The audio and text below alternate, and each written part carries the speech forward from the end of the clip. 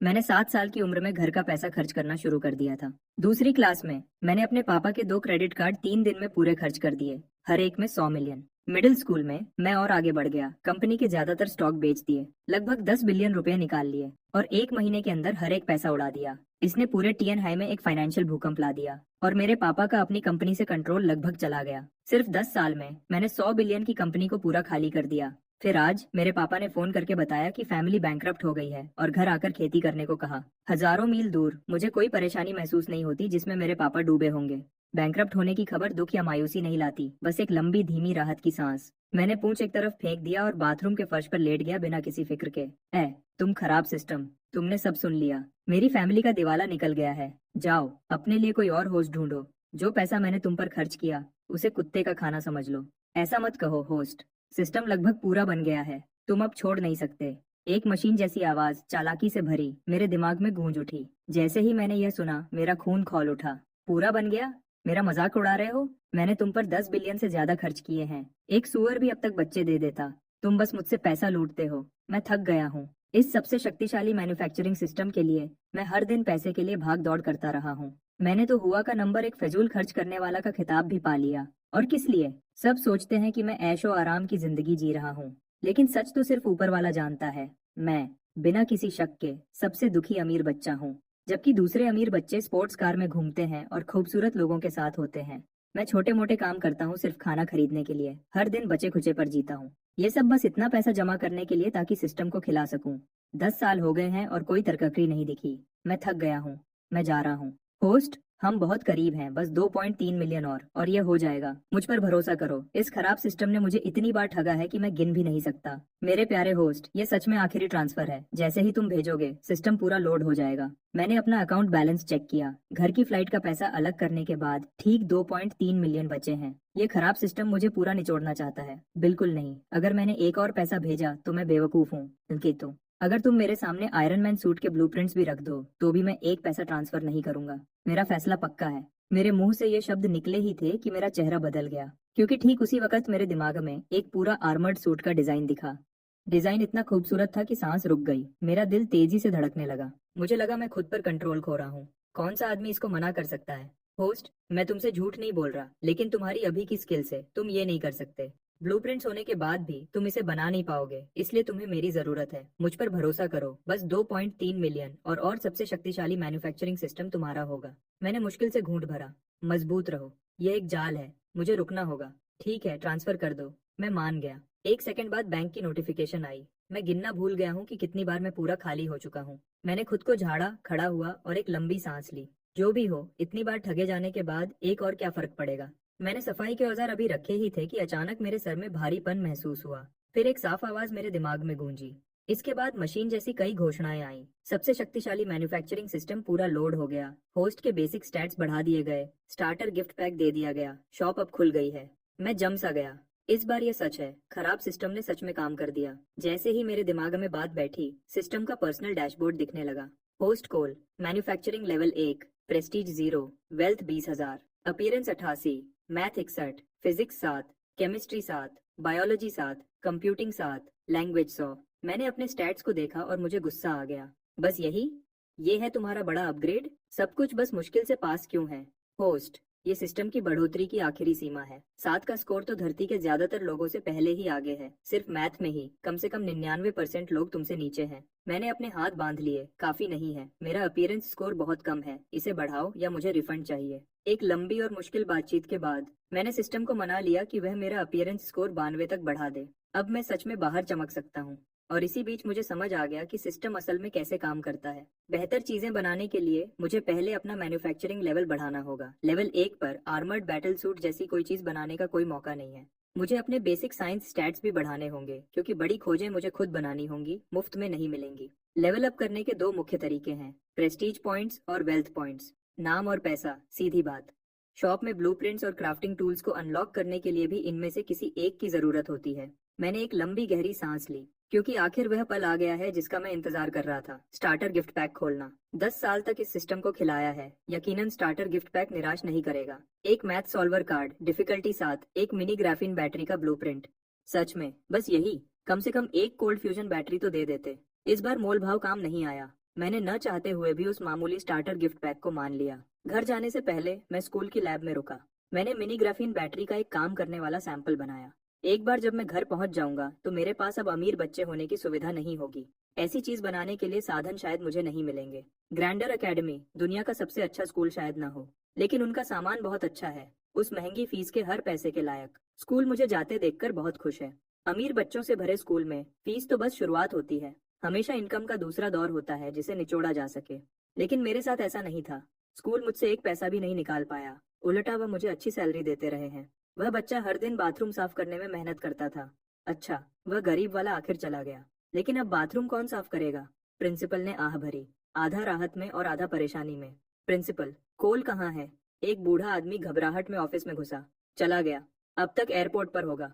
तुम बेवकूफ, तुमने अभी एक जनरेशन के जीनियस को जाने दिया, एक ऐसा आदमी जो ग्रैंडर एकेडमी को मशहूर बना सकता था। प्रिंसिपल पूरी तरह से हैरान होकर देखता रहा। एक 17 साल का लड़का ऐसा एक्सपेरिमेंट डिजाइन कर रहा है। हे भगवान, यह लड़का दुनिया बदलने के लिए बना है। बूढ़ा आदमी पछतावे से भरा हुआ था। प्रिंसिपल को जरा भी नहीं पता था कि क्या हो रहा है। प्लेन में बैठे हुए मैंने अपना पैनल चेक किया। मेरे प्रेस्टीज पॉइंट्स 340 हो गए थे।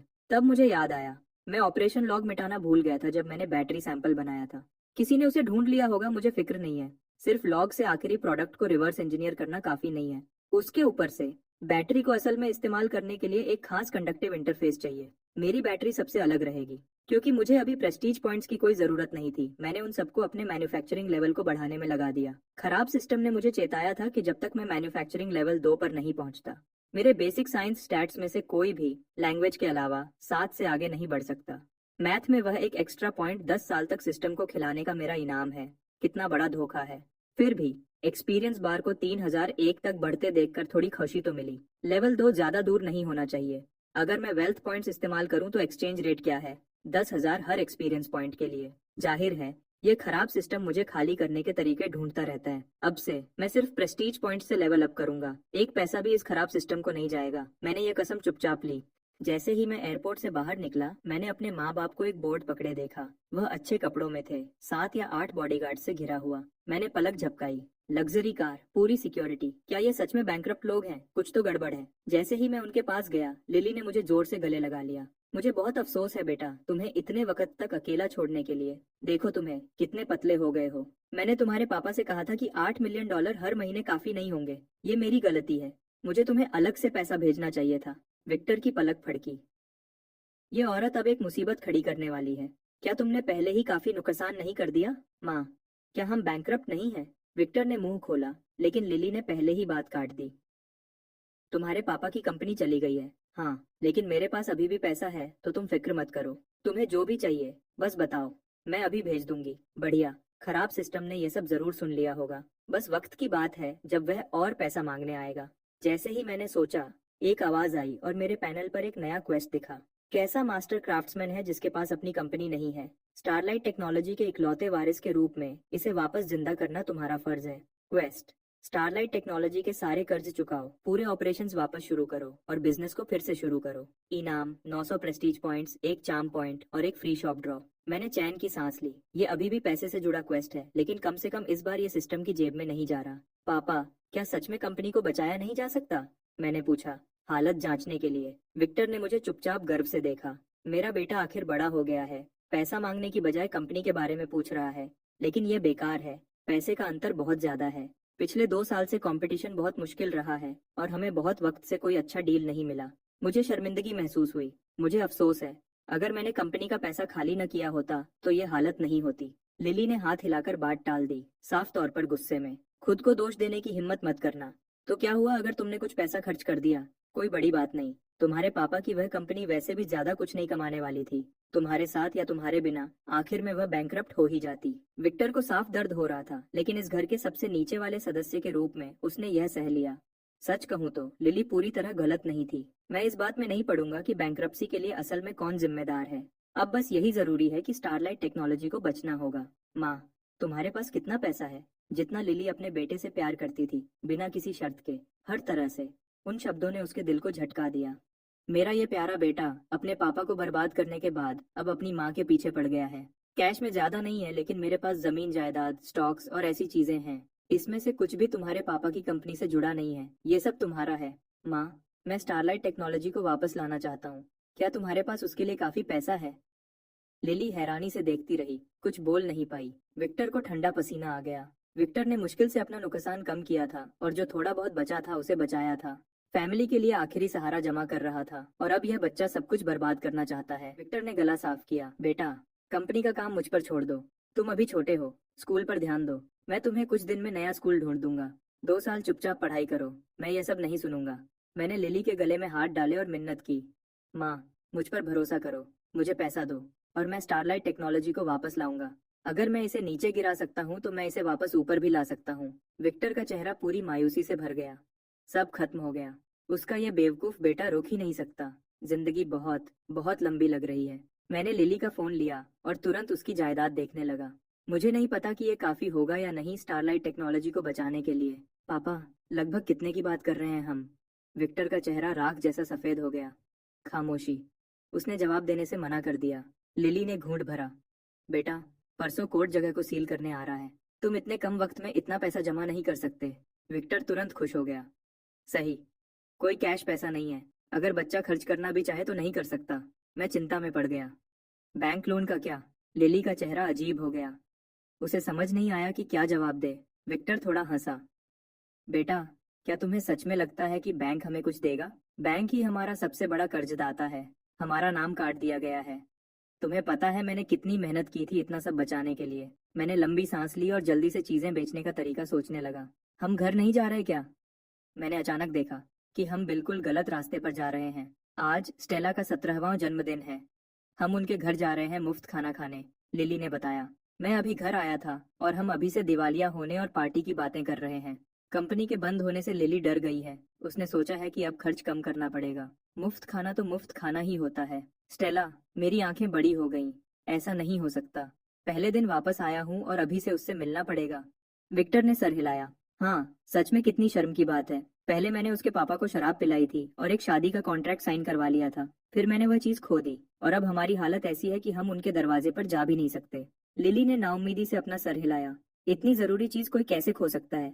स्टेला एकदम परफेक्ट बहू होती और तुमने उसे ऐसे ही गंवा दिया। मैं चुपचाप जमीन की तरफ देखने लगा। सच तो ये है कि वह शादी का कॉन्ट्रैक्ट घुमा नहीं था। मैंने उसे चुराया था। तब मैं सिस्टम को पैसे देने के लिए बहुत बेचैन था। मैंने कॉन्ट्रैक्ट उठाया और स्टेला को $5 करोड़ में वापस बेच दिया। यह तो इतिहास का सबसे अजीब ब्रेकअप होगा। पहले स्टेला ने सोचा कि उसने अच्छा सौदा किया है, लेकिन जितना उसने इसके बारे में सोचा उतना ही उसे गलत लगा। यह लड़का रिश्ता तोड़ने आता है और उससे इसके लिए पैसे भी लेता है। कितनी हिम्मत है इसकी। वह बदला लेने आई थी, लेकिन मैं तब तक विदेश जा चुका था।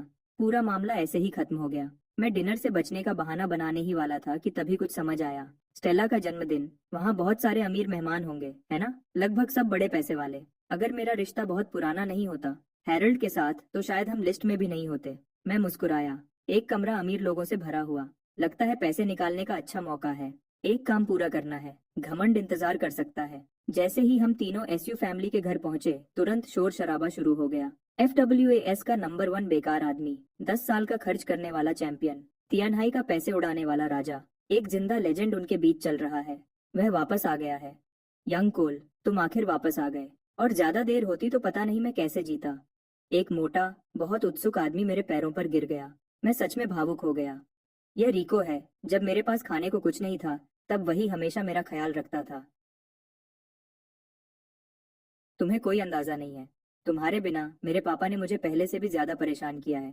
पहले हफ्ते में 1 बार होता था, अब दिन में 3 बार होता है। यार, जिंदगी मुश्किल रही है। मुझे छोड़ दो। मैं अब बेकार आदमी नहीं रहूंगा। आज से मैं फैमिली को वापस शान दिलाऊंगा। रिको की छोटी आंखें बड़ी हो गईं। और खर्च नहीं? मैंने समझाने की कोशिश नहीं की। मैं पहले ही आगे बढ़ रहा था, क्योंकि एक लड़की चांदनी जैसी सफेद ड्रेस में सीधे मेरी तरफ गुस्से में आ रही थी। हर कदम में गुस्सा था। मैं उसकी तरफ मुड़ा और हार मानकर मुस्कुराया। स्टेला, बहुत दिन हो गए मिले हुए। तुम हर बार और खूबसूरत लगती हो। स्टेला ने गुस्से में सांस छोड़ी। सोचा नहीं था कि तुम सच में वापस आओगे। मैंने सोचा था तुम हमेशा के लिए विदेश में ही रहोगे। मैं कैसे कर सकता था? तुम तो हर वक्त मेरे बारे में सोच रही थी। तुम्हें और इंतजार करवाना गलत होता। मैंने सबसे पहली फ्लाइट पकड़ी, काम के लिए। मैं कुछ भी कहूंगा। जन्मदिन मुबारक हो स्टेला। मैंने अपनी जेब से एक चांदी का हेयर क्लिप निकाला। यह मेरी छोटी बहन के लिए था, लेकिन अब इससे ही काम चलाना पड़ेगा। स्टेला मुझ पर गुस्सा करने के लिए आई थी, लेकिन इस बात ने उसे पूरी तरह से हैरान कर दिया। उसने लाल चेहरे के साथ उसे ले लिया और अंदर भाग गई। उसे जाते हुए देखकर मैं सोचने लगा, पिछले 2 सालों में वह सच में बदल गई है। और उस शादी के कॉन्ट्रैक्ट के बारे में सोचकर, यार, मैंने सच में अपने आप को कम समझा। जितना मैं इसके बारे में सोचता हूँ उतना ही बुरा लगता है। और तभी एक नया ख्याल आया, सीधे उसके पीछे जाओ। मैंने हमेशा सोचा है कि एक बड़े अमीर प्लेबॉय के तौर पर एक अच्छी लड़की के कमरे में अंदर बाहर जाना बिल्कुल नॉर्मल है। तो मैं अंदर चला गया जैसे ये जगह मेरी हो। स्टेला वहां बैठी थी, अपने हाथों में हेयर क्लिप घुमाते हुए। उसे बिल्कुल पता नहीं था कि कोई अंदर आया है। तभी एक चीख हवा में गूंज उठी। मैं आगे बढ़ा और उसके मुंह पर हाथ रख दिया। चिल्लाओ मत, मैं यहाँ परेशानी खड़ी करने नहीं आया हूँ। मुझे ये बिल्कुल नहीं चाहिए कि नीचे वाले सब ऊपर भाग कर आ जाएं। तुम क्या कर रहे हो? उसका चेहरा लाल हो रहा था। उसकी जिंदगी में किसी भी चीज ने उसे इसके लिए तैयार नहीं किया था। धीरे से मैंने अपना हाथ छोड़ा। देखो, मुझे तुमसे कुछ बात करनी है। वह शादी का कॉन्ट्रैक्ट जो मैंने तुम्हें 2 साल पहले दिया था, वह असल में एक कॉपी थी। असली वाला अभी भी मेरे पास है। जिन वजहों को वह बता नहीं सकती थी, उनसे स्टेला का दिल तेजी से धड़क रहा था। उसके पापा, सच में। थोड़ी सी शराब पीकर उसने अपनी बेटी की जिंदगी इस बेकार आदमी के नाम कर दी। लेकिन तब उसने सोचा, रुको, क्या वह और अच्छा दिखने लगा है? तो यह है डील। मैं इसे अभी भी 5 करोड़ पर ही रखूंगा जैसे पहले था। पैसे भेज दो और मैं तुम्हें असली कॉन्ट्रैक्ट ला कर दूंगा ताकि तुम उसे खुद फाड़ सको। बिल्कुल नहीं, तुम बेशर्म आदमी, बाहर जाओ। आधी विला ने उसकी गुस्से वाली चीख सुनी। जब मैं स्टेला के कमरे से चुपचाप बाहर निकला, कमरे में हर आंख मुझ पर टिक गई। वही पुराना, सिर्फ खर्च करने वाले चैंपियन में ही इतनी हिम्मत हो सकती है। मिस्टर सू, अगर मैं आपको बताऊं कि स्टेला और मैं सिर्फ बिजनेस की बात कर रहे थे, क्या आप मुझ पर यकीन करेंगे? बिल्कुल नहीं। एक मुट्ठी जो रेत की बोरी जितनी बड़ी थी सीधे मेरे चेहरे की तरफ आई। मुझे पूरी तरह से नीली आंख मिल गई। बाकी का डिनर बिल्कुल बेजार था। लिली पूरे समय मेरा ख्याल रखती रही, हर कुछ मिनट में मेरी आंख पर मरहम लगाती रही। विक्टर दूसरी तरफ अपनी खुशी छुपा नहीं पा रहा था। अपनी हद में रहना चाहिए था येसु फैमिली की छोटी राजकुमारी को परेशान करने के बजाय। हैरल्ड, बहुत अच्छा किया। मैंने टेबल के उस पार स्टेला को एक दुखी नजर से देखा, लेकिन उसने मुझे अपनी जुबान दिखाई एक खरुश मुस्कान के साथ, जिसने सब कुछ और बुरा कर दिया। जैसे ही डिनर खत्म होने लगा और हैरल्ड अपनी जगह से उठा, मैंने अपना मौका पकड़ा। मैं चुपचाप स्टेला के पास चला गया। स्टेला, तुम्हारी फैमिली के पास कहीं माइक्रोफोन होगा, है ना? मुझे उधार दे दो। स्टेला ने खुद से कहा कि उसे मुझे इग्नोर करना चाहिए, फिर भी उसने पूछ ही लिया, तुम्हें माइक्रोफोन किस लिए चाहिए? मैंने उसकी आंखों में देखा। मेरा चेहरा गंभीर और स्थिर था। मुझे कुछ जरूरी बताना है, कुछ ऐसा जो पूरी दुनिया को सुनना चाहिए। स्टेला ने अपने दोनों हाथ अपने गर्म गालों पर रख लिए। वह सबके सामने इजहार करने वाला तो नहीं है, है ना? वह इसके लिए तैयार नहीं है। कोई हैरानी नहीं कि उसने वापस आते ही शादी के कॉन्ट्रैक्ट की बात की। वह बेकार है, ठीक है, लेकिन वह सच में थोड़ा हैंडसम तो है। उस नीली आंख के साथ भी, सच में। हजार ख्याल उसके दिमाग में दौड़ गए एक ही सेकंड में। वह पूरी तरह से जम गई। स्टेला, ठीक है ना? बिना जाने कि क्यों, स्टेला ने सर हिलाया। माइक्रोफोन कहाँ है? उसने पास के काउंटर की तरफ इशारा किया। स्टेला जमीन की तरफ देख रही थी, इतनी घबराई हुई थी कि मुझे देख नहीं पा रही थी। वह सोच रही थी कि क्या उसे चुपचाप निकल जाना चाहिए, क्योंकि वह सच में इसके लिए तैयार नहीं थी। मैंने इसमें से कुछ भी नहीं देखा। मैंने माइक्रोफोन पकड़ा, गला साफ किया और बिना हिचकिचाए बोला, देवियों और सज्जनों, नमस्ते। जैसे ही मेरी आवाज कमरे में गूंजी, हर सर मेरी तरफ घूम गया। हैरल्ड वापस विक्टर के बगल में अपनी जगह पर बैठ गया। विक्टर और लिली को घूर रहा था, एक बहुत उलझे हुए चेहरे के साथ। विक्टर और लिली ने एक दूसरे को बेबस नजर से देखा। अपनी जिंदगी में उन्होंने कभी भी सही से अंदाजा नहीं लगाया कि वह क्या करने वाला है। हैरल्ड ने स्टेला की तरफ देखा। उसका चेहरा लाल था, उसके चेहरे पर तनाव था। उसने चुपचाप अपनी मुट्ठी बंद की। अगर इस छोटे बदमाश ने हिम्मत की तो कुछ भी सोचने की, मैं पक्का करूंगा कि दूसरी आंख भी वैसी ही हो जाए। सब लोग सोचते हैं कि मैं बेकार आदमी हूँ, लेकिन मैं यहाँ कहने आया हूँ कि यह सिर्फ नासमझी की दुनिया है। क्योंकि मैं सिर्फ खर्च करना नहीं जानता, मैं बनाना भी जानता हूँ। रिको ने नीचे अपना सर खुजाया, परेशान था। क्या वह सच में गंभीर है? क्या इसका मतलब है कि अब यह टाइटल मुझे मिलेगा? जैसे ही मैं प्लेन से उतरा, मुझे पता चला कि स्टारलाइट टेक्नोलॉजी बंद हो गई है, और मैं यहाँ खड़ा होकर यह दिखावा नहीं करूंगा कि इसका मुझ पर कोई असर नहीं हुआ। स्टारलाइट टेक्नोलॉजी का अकेला वारिस होने के नाते इसे वापस लाना मेरी जिम्मेदारी है। अमीर मेहमानों ने हैरानी से एक दूसरे को देखा। ये लड़का क्या कर रहा है? स्टारलाइट टेक्नोलॉजी को वापस जिंदा करना, क्या वह गंभीर है? स्टेला भी मुझे देख रही थी, साफ तौर पर उलझी हुई थी। यह वह बिल्कुल नहीं था जो वह सोच रही थी। और क्यों, इससे उसे अजीब सी नाउम्मीदी महसूस हो रही थी। इस बार मैं तुम सबका ख्याल बदल दूंगा और दुनिया को दिखाऊंगा मैं बेकार आदमी नहीं हूँ, मैं एक जीनियस हूँ, और मैं तुम सबको गलत साबित करूंगा। कमरे में सन्नाटा छा गया। किसी को भी थोड़ा सा भी अंदाजा नहीं था कि वह यह कैसे करेगा। आसान है, कर्ज चुकाओ, फिर एक ऐसा प्रोजेक्ट शुरू करो जो पैसे छापे। पूरा हॉल हंसी से गूंज उठा। कहना आसान है, लेकिन क्या तुम्हारे पास पैसे हैं? क्या तुम्हारे पास कोई प्रोजेक्ट भी है? उनका मजाक मुझे छूता नहीं। एक ऐसे आदमी के तौर पर जिसे महान बनना है, मैंने बहुत पहले ही कम समझे जाने की बात मान ली है। मैं जानता हूँ कि तुम में से कोई भी मेरी फैमिली को पैसे उधार नहीं देगा, तो इसके बजाय मैं एक अच्छी डील दे रहा हूँ। मैंने अभी फैमिली की बची हुई जायदाद देखी है, कुछ खाली जमीन के टुकड़े और कुछ प्रॉपर्टीज। आज रात तुम्हारे बाजार की कीमत के 70% पर, सिर्फ कैश, कोई चाल नहीं, कोई इंतजार नहीं। अभी इसी वक्त पूरा सन्नाटा, कमरे में हर किसी का मुंह खुला रह गया। फिर एक आदमी ने हंसी शुरू की और पूरा हॉल हंसी में डूब गया। सिर्फ रिको देख रहा था, उसकी आंखों में आंसू थे। वही है मेरा भाई। बहुत सी आंखें विक्टर और लिली की तरफ घूम गईं। सच में कमाल के माँ बाप। वह दोनों वहां बैठे थे, शर्म से लाल चेहरे के साथ। चाहते थे कि जमीन फट जाए और वह उसमें समा जाए। अगर वह उसे अभी के अभी बेदखल कर सकते तो वह कर देते। मैं बोलता रहा, मेरे माँ बाप को मत देखो, वह पूरी तरह से मेरे साथ हैं। अगर आपको दिलचस्पी है तो अभी काम करो। ये ऑफर मेरे नीचे उतरते ही खत्म हो जाएगा। जमीन की कीमत हमेशा रहती है, प्रॉपर्टी की मांग हमेशा होती है।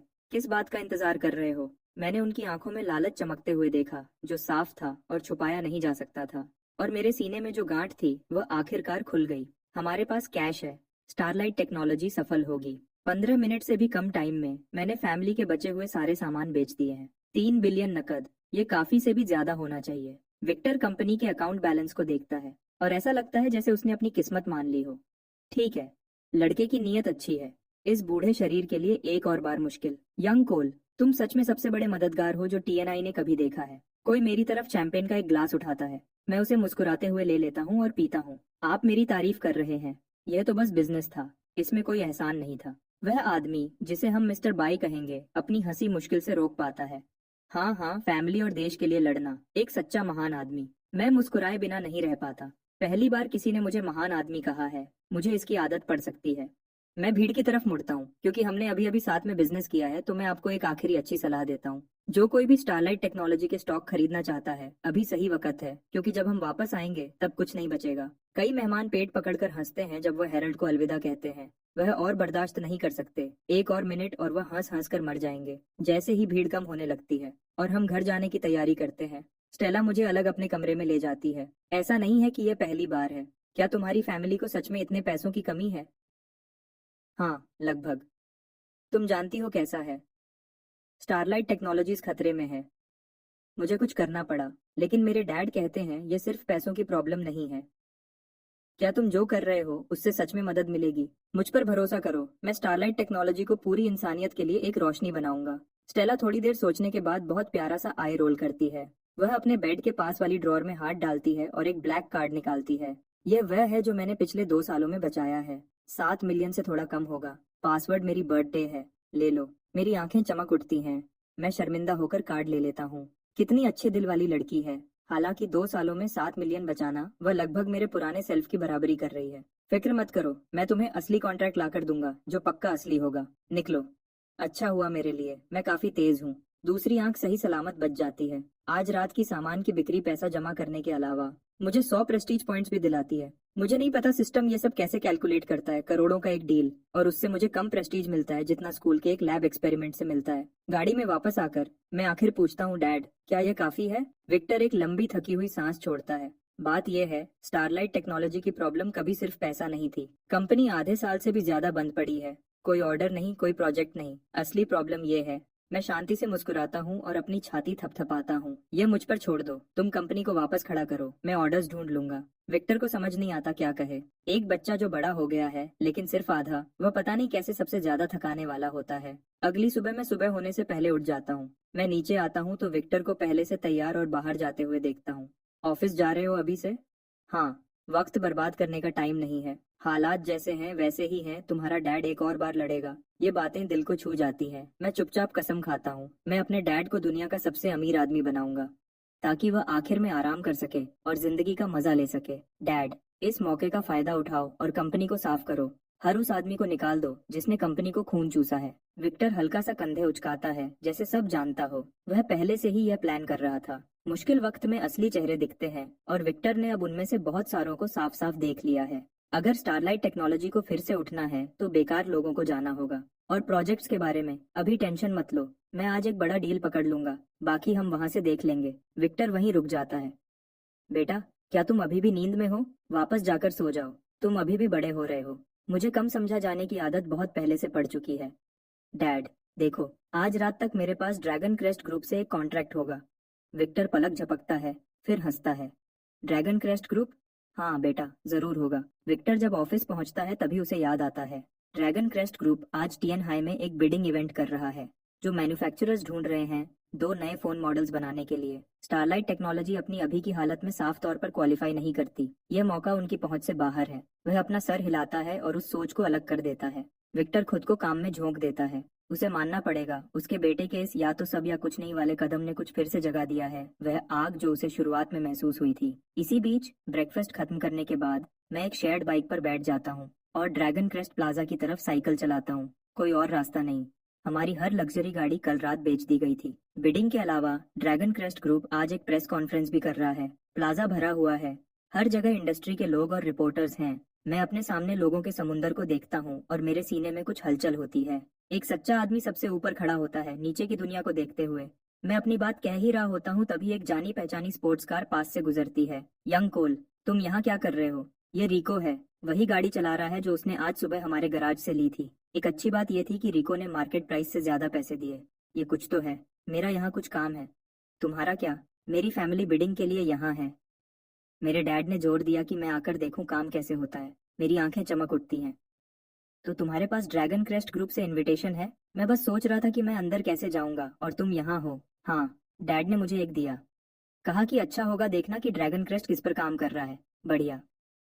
मुझे भी अपने साथ अंदर ले चलो। मैं उस गाड़ी में बैठ जाता हूँ जो कभी मेरी थी, जैसे यह दुनिया की सबसे आम बात हो। रिको घबरा जाता है। तुम अंदर क्यों जा रहे हो? ड्रैगन क्रेस्ट से कुछ बात करनी है। तुम्हारे पास इनविटेशन नहीं है? भूल गया। बाहर की भीड़ के मुकाबले बिल्डिंग काफी शांत है। ज्यादा कंपनीज बिडिंग के लिए क्वालिफाई नहीं करती क्योंकि ज्यादातर लोग तियानहाई से हैं। हर कोई दो बार देखता है जब वह मुझे देखते हैं। ये बेकार आदमी यहाँ क्या कर रहा है? यंग कोल, क्या स्टारलाइट टेक्नोलॉजी यहाँ बिडिंग के लिए है? सब जानते हैं कि यह नामुमकिन है, लेकिन फिर भी कोई पूछता है। मैं अपना सर हिलाता हूँ। नहीं, मैं यहाँ ड्रैगन क्रेस्ट के साथ पार्टनरशिप की बात करने आया हूँ। और ये लो, मैं जहाँ भी जाता हूँ मजाक खुद ही बन जाते हैं। कैसी पार्टनरशिप? यंग कोल, साथ में एक नया फोन बना रहे हो? वेरा अंदर आती है, बिगड़े हुए माहौल को देखती है और हल्की सी नाक सिकोड़ती है। ये टीएनआई कंपनीज बिल्कुल अच्छी नहीं है। मैंने आपके सारे प्रपोजल्स देख लिए हैं। हमारे सीईओ को हेडक्वार्टर्स वापस जाना पड़ा है क्योंकि मुझे अभी प्रेस कॉन्फ्रेंस होस्ट करनी है। हर कंपनी के पास 3 मिनट हैं अपनी बात रखने के लिए। वक्त बर्बाद नहीं करते। वेरा बहुत तेज काम करती है। वह बैठते ही सीधे काम पर आ जाती है। जैसे ही मैं वेरा को देखता हूँ मुझे थोड़ी राहत मिलती है। कोई जिसे मैं सच में जानता हूँ। आज मेरा लकी डे होना चाहिए। वेरा भी मुझे देख लेती है। वह मेरी मौजूदगी से साफ तौर पर हैरान है लेकिन कुछ नहीं कहती। वह अभी मुझसे बात करने के लिए बहुत बिजी है। आधे घंटे बाद वेरा अपनी नोटबुक बंद करती है। हम आपको अपने फैसले के बारे में बता देंगे। जो लोग ड्रैगन क्रेस्ट प्रेस कॉन्फ्रेंस में इंटरेस्टेड हैं वह बाहर आ सकते हैं। हमने सबके लिए सीट्स रिजर्व की हैं। मैं खड़ा हो जाता हूँ। वेरा, रुको, मुझे तुमसे बात करनी है। मिस्टर कोल, कृपया मुझे डायरेक्टर यूए बुलाओ। जो भी है वह इंतजार कर सकता है। नहीं कर सकता? ये जरूरी है वेरा। मेरे पास तुम्हें दिखाने के लिए कुछ कमाल का है। कमरा शांत हो जाता है। सबके मन में एक ही बात आती है। आम बात है। वह अब तक इसके आदी हो चुके हैं। ऑफिस में वापस आकर वेरा मुझे थोड़ी गुस्से में घूरती है। ठीक है, तुम सच में क्या चाहते हो? स्टारलाइट टेक्नोलॉजी ड्रैगन क्रेस्ट के साथ पार्टनरशिप करना चाहती है। वीरा अपना सर हिलाती है। मैंने तुम्हारे डैड से 2 हफ्ते पहले बात की थी। उनके लिए बैंक्रप्सी ही सबसे अच्छा नतीजा था। मैं ड्रैगन क्रेस्ट के फायदे से समझौता नहीं करूंगी सिर्फ तुम पर एहसान करने के लिए। वीरा, क्या तुम जानती हो ग्राफीन क्या है? मैंने इसके बारे में सुना है। यह एक गर्म रिसर्च टॉपिक रहा है, लेकिन ये नए मटेरियल्स ज्यादातर बस शोर हैं। मैंने एक बनाया है। 2 मिनट में चार्ज, 5 घंटे की कॉल टाइम, लिथियम बैटरी से 3 गुना ज्यादा एनर्जी स्टोर करता है। वीरा अपनी आईब्राव उठाती है। कोल, मुझे नहीं पता था तुमने खर्च करने के अलावा शेखी मारना भी सीख लिया है। मुझे तुम्हें सैंपल दिखाने दो। क्या इस बिल्डिंग में कोई लैब है? मेरे चेहरे पर कुछ देखकर वह रुक जाती है। वह अपना फोन उठाती है। प्रोफेसर वांग, क्या आप बिल्डिंग में हैं? लैब में जाओ और मेरा इंतजार करो। वीरा मुझे ऐसी नजर से देखती है जिसका मतलब है काम की बात। तुम जानते हो ना क्या होगा अगर तुम मेरा वक्त बर्बाद कर रहे हो? 1 घंटे बाद मैं बिल्डिंग से बाहर निकलता हूँ ड्रैगन क्रेस्ट ग्रुप के शुरुआती पार्टनरशिप एग्रीमेंट को हाथ में लिए हुए और खुशी से चलते हुए। रिको देखता है। यंग कोल, ड्रैगन क्रेस्ट सच में तुम्हारे साथ काम करने को मान गया? बिल्कुल, वह तो लगभग भीख मांग रहे थे। रिको को यकीन नहीं होता। उसने हमेशा सोचा था उसके सबसे अच्छे दोस्त का लापरवाह खर्च ऊपर कुछ गहरी प्रॉब्लम की वजह से था। अब लगता है हालात और खराब हो गई है। अरे, तुम्हारे चेहरे पर वह निशान क्या है? मेरा चेहरा लाल हो जाता है। ये वेरा की वजह से है। बिल्कुल अनप्रोफेशनल। जैसे ही टेस्ट कामयाब हुआ उसने मुझे पकड़ा और मेरे गाल पर किस किया। बिल्कुल हद हो गई। कुछ नहीं है। वेरा ने अभी गलती से मुझे किस कर दिया था। यंग कोल, क्या मैं तुम्हें हॉस्पिटल ले चलूं? नहीं नहीं, बस मुझे घर ले चलो। ड्रैगन क्रेस्ट ग्रुप की प्रेस कॉन्फ्रेंस बिना किसी रुकावट के खत्म हो जाती है, लेकिन इवेंट से ज्यादा बिजनेस की दुनिया में जिस बात की चर्चा हो रही है वह वेरा का आखिरी में किया गया अनाउंसमेंट है। Dragon crest group starlight technology के साथ पार्टनरशिप करेगा एक नया और कमाल का फोन बनाने के लिए। अपनी ताकत के पीक पर एक बड़ी कंपनी एक ऐसी कंपनी के साथ हाथ मिला रही है जो खत्म होने वाली है कुछ नया बनाने के लिए। ये किसी को समझ नहीं आता। तियानहाई के बड़े लोग इसके बारे में बात करना बंद नहीं कर पाते। विक्टर को इसके बारे में तब पता चलता है जब शेयर होल्डर्स की एक भीड़ उसके ऑफिस में घुस आती है उसे बधाई देने के लिए। विक्टर, तुम कितने चालाक हो, हमें पता ही नहीं था तुमने ये छुपा रखा था। विक्टर, इतने सालों से तुमने एक शब्द भी नहीं कहा। ड्रैगन क्रैश तुम्हारे साथ है, हम पहले से भी ज्यादा मजबूत होकर वापस आएंगे। विक्टर, बस बोलो, हम तुम्हारे साथ हैं, जो भी चाहिए। विक्टर को कुछ समझ नहीं आता क्या कहे। क्या ये सच में वही लोग हैं जो कुछ महीने पहले उसकी कॉल भी नहीं उठाते थे? ये सो कॉल्ड भाई लोग शर्मिंदगी है। स्टारलाइट टेक्नोलॉजी को अभी से पूरी सफाई की जरूरत है। तब दूसरा ग्रुप बोलता है, विक्टर, तुमने ऐसा कैसे किया? इतने सालों से मैं तुम्हें पूरा गलत समझा। ये मत सोचो कि ड्रैगन क्रेस्ट को पाने का मतलब तुम सुरक्षित हो। ड्रैगन क्रेस्ट के स्टैंडर्ड्स बहुत ऊंचे हैं। स्टारलाइट टेक्नोलॉजी खुद को शर्मिंदा करेगी। सही बात है। अभी खुश मत हो विक्टर, तुम्हारे उस बेकार बेटे के होते हुए तुम कितना भी कमा लो वह सब उड़ा देगा, और जब तुम फिर से मुश्किल में आओगे तो वापस मत आना।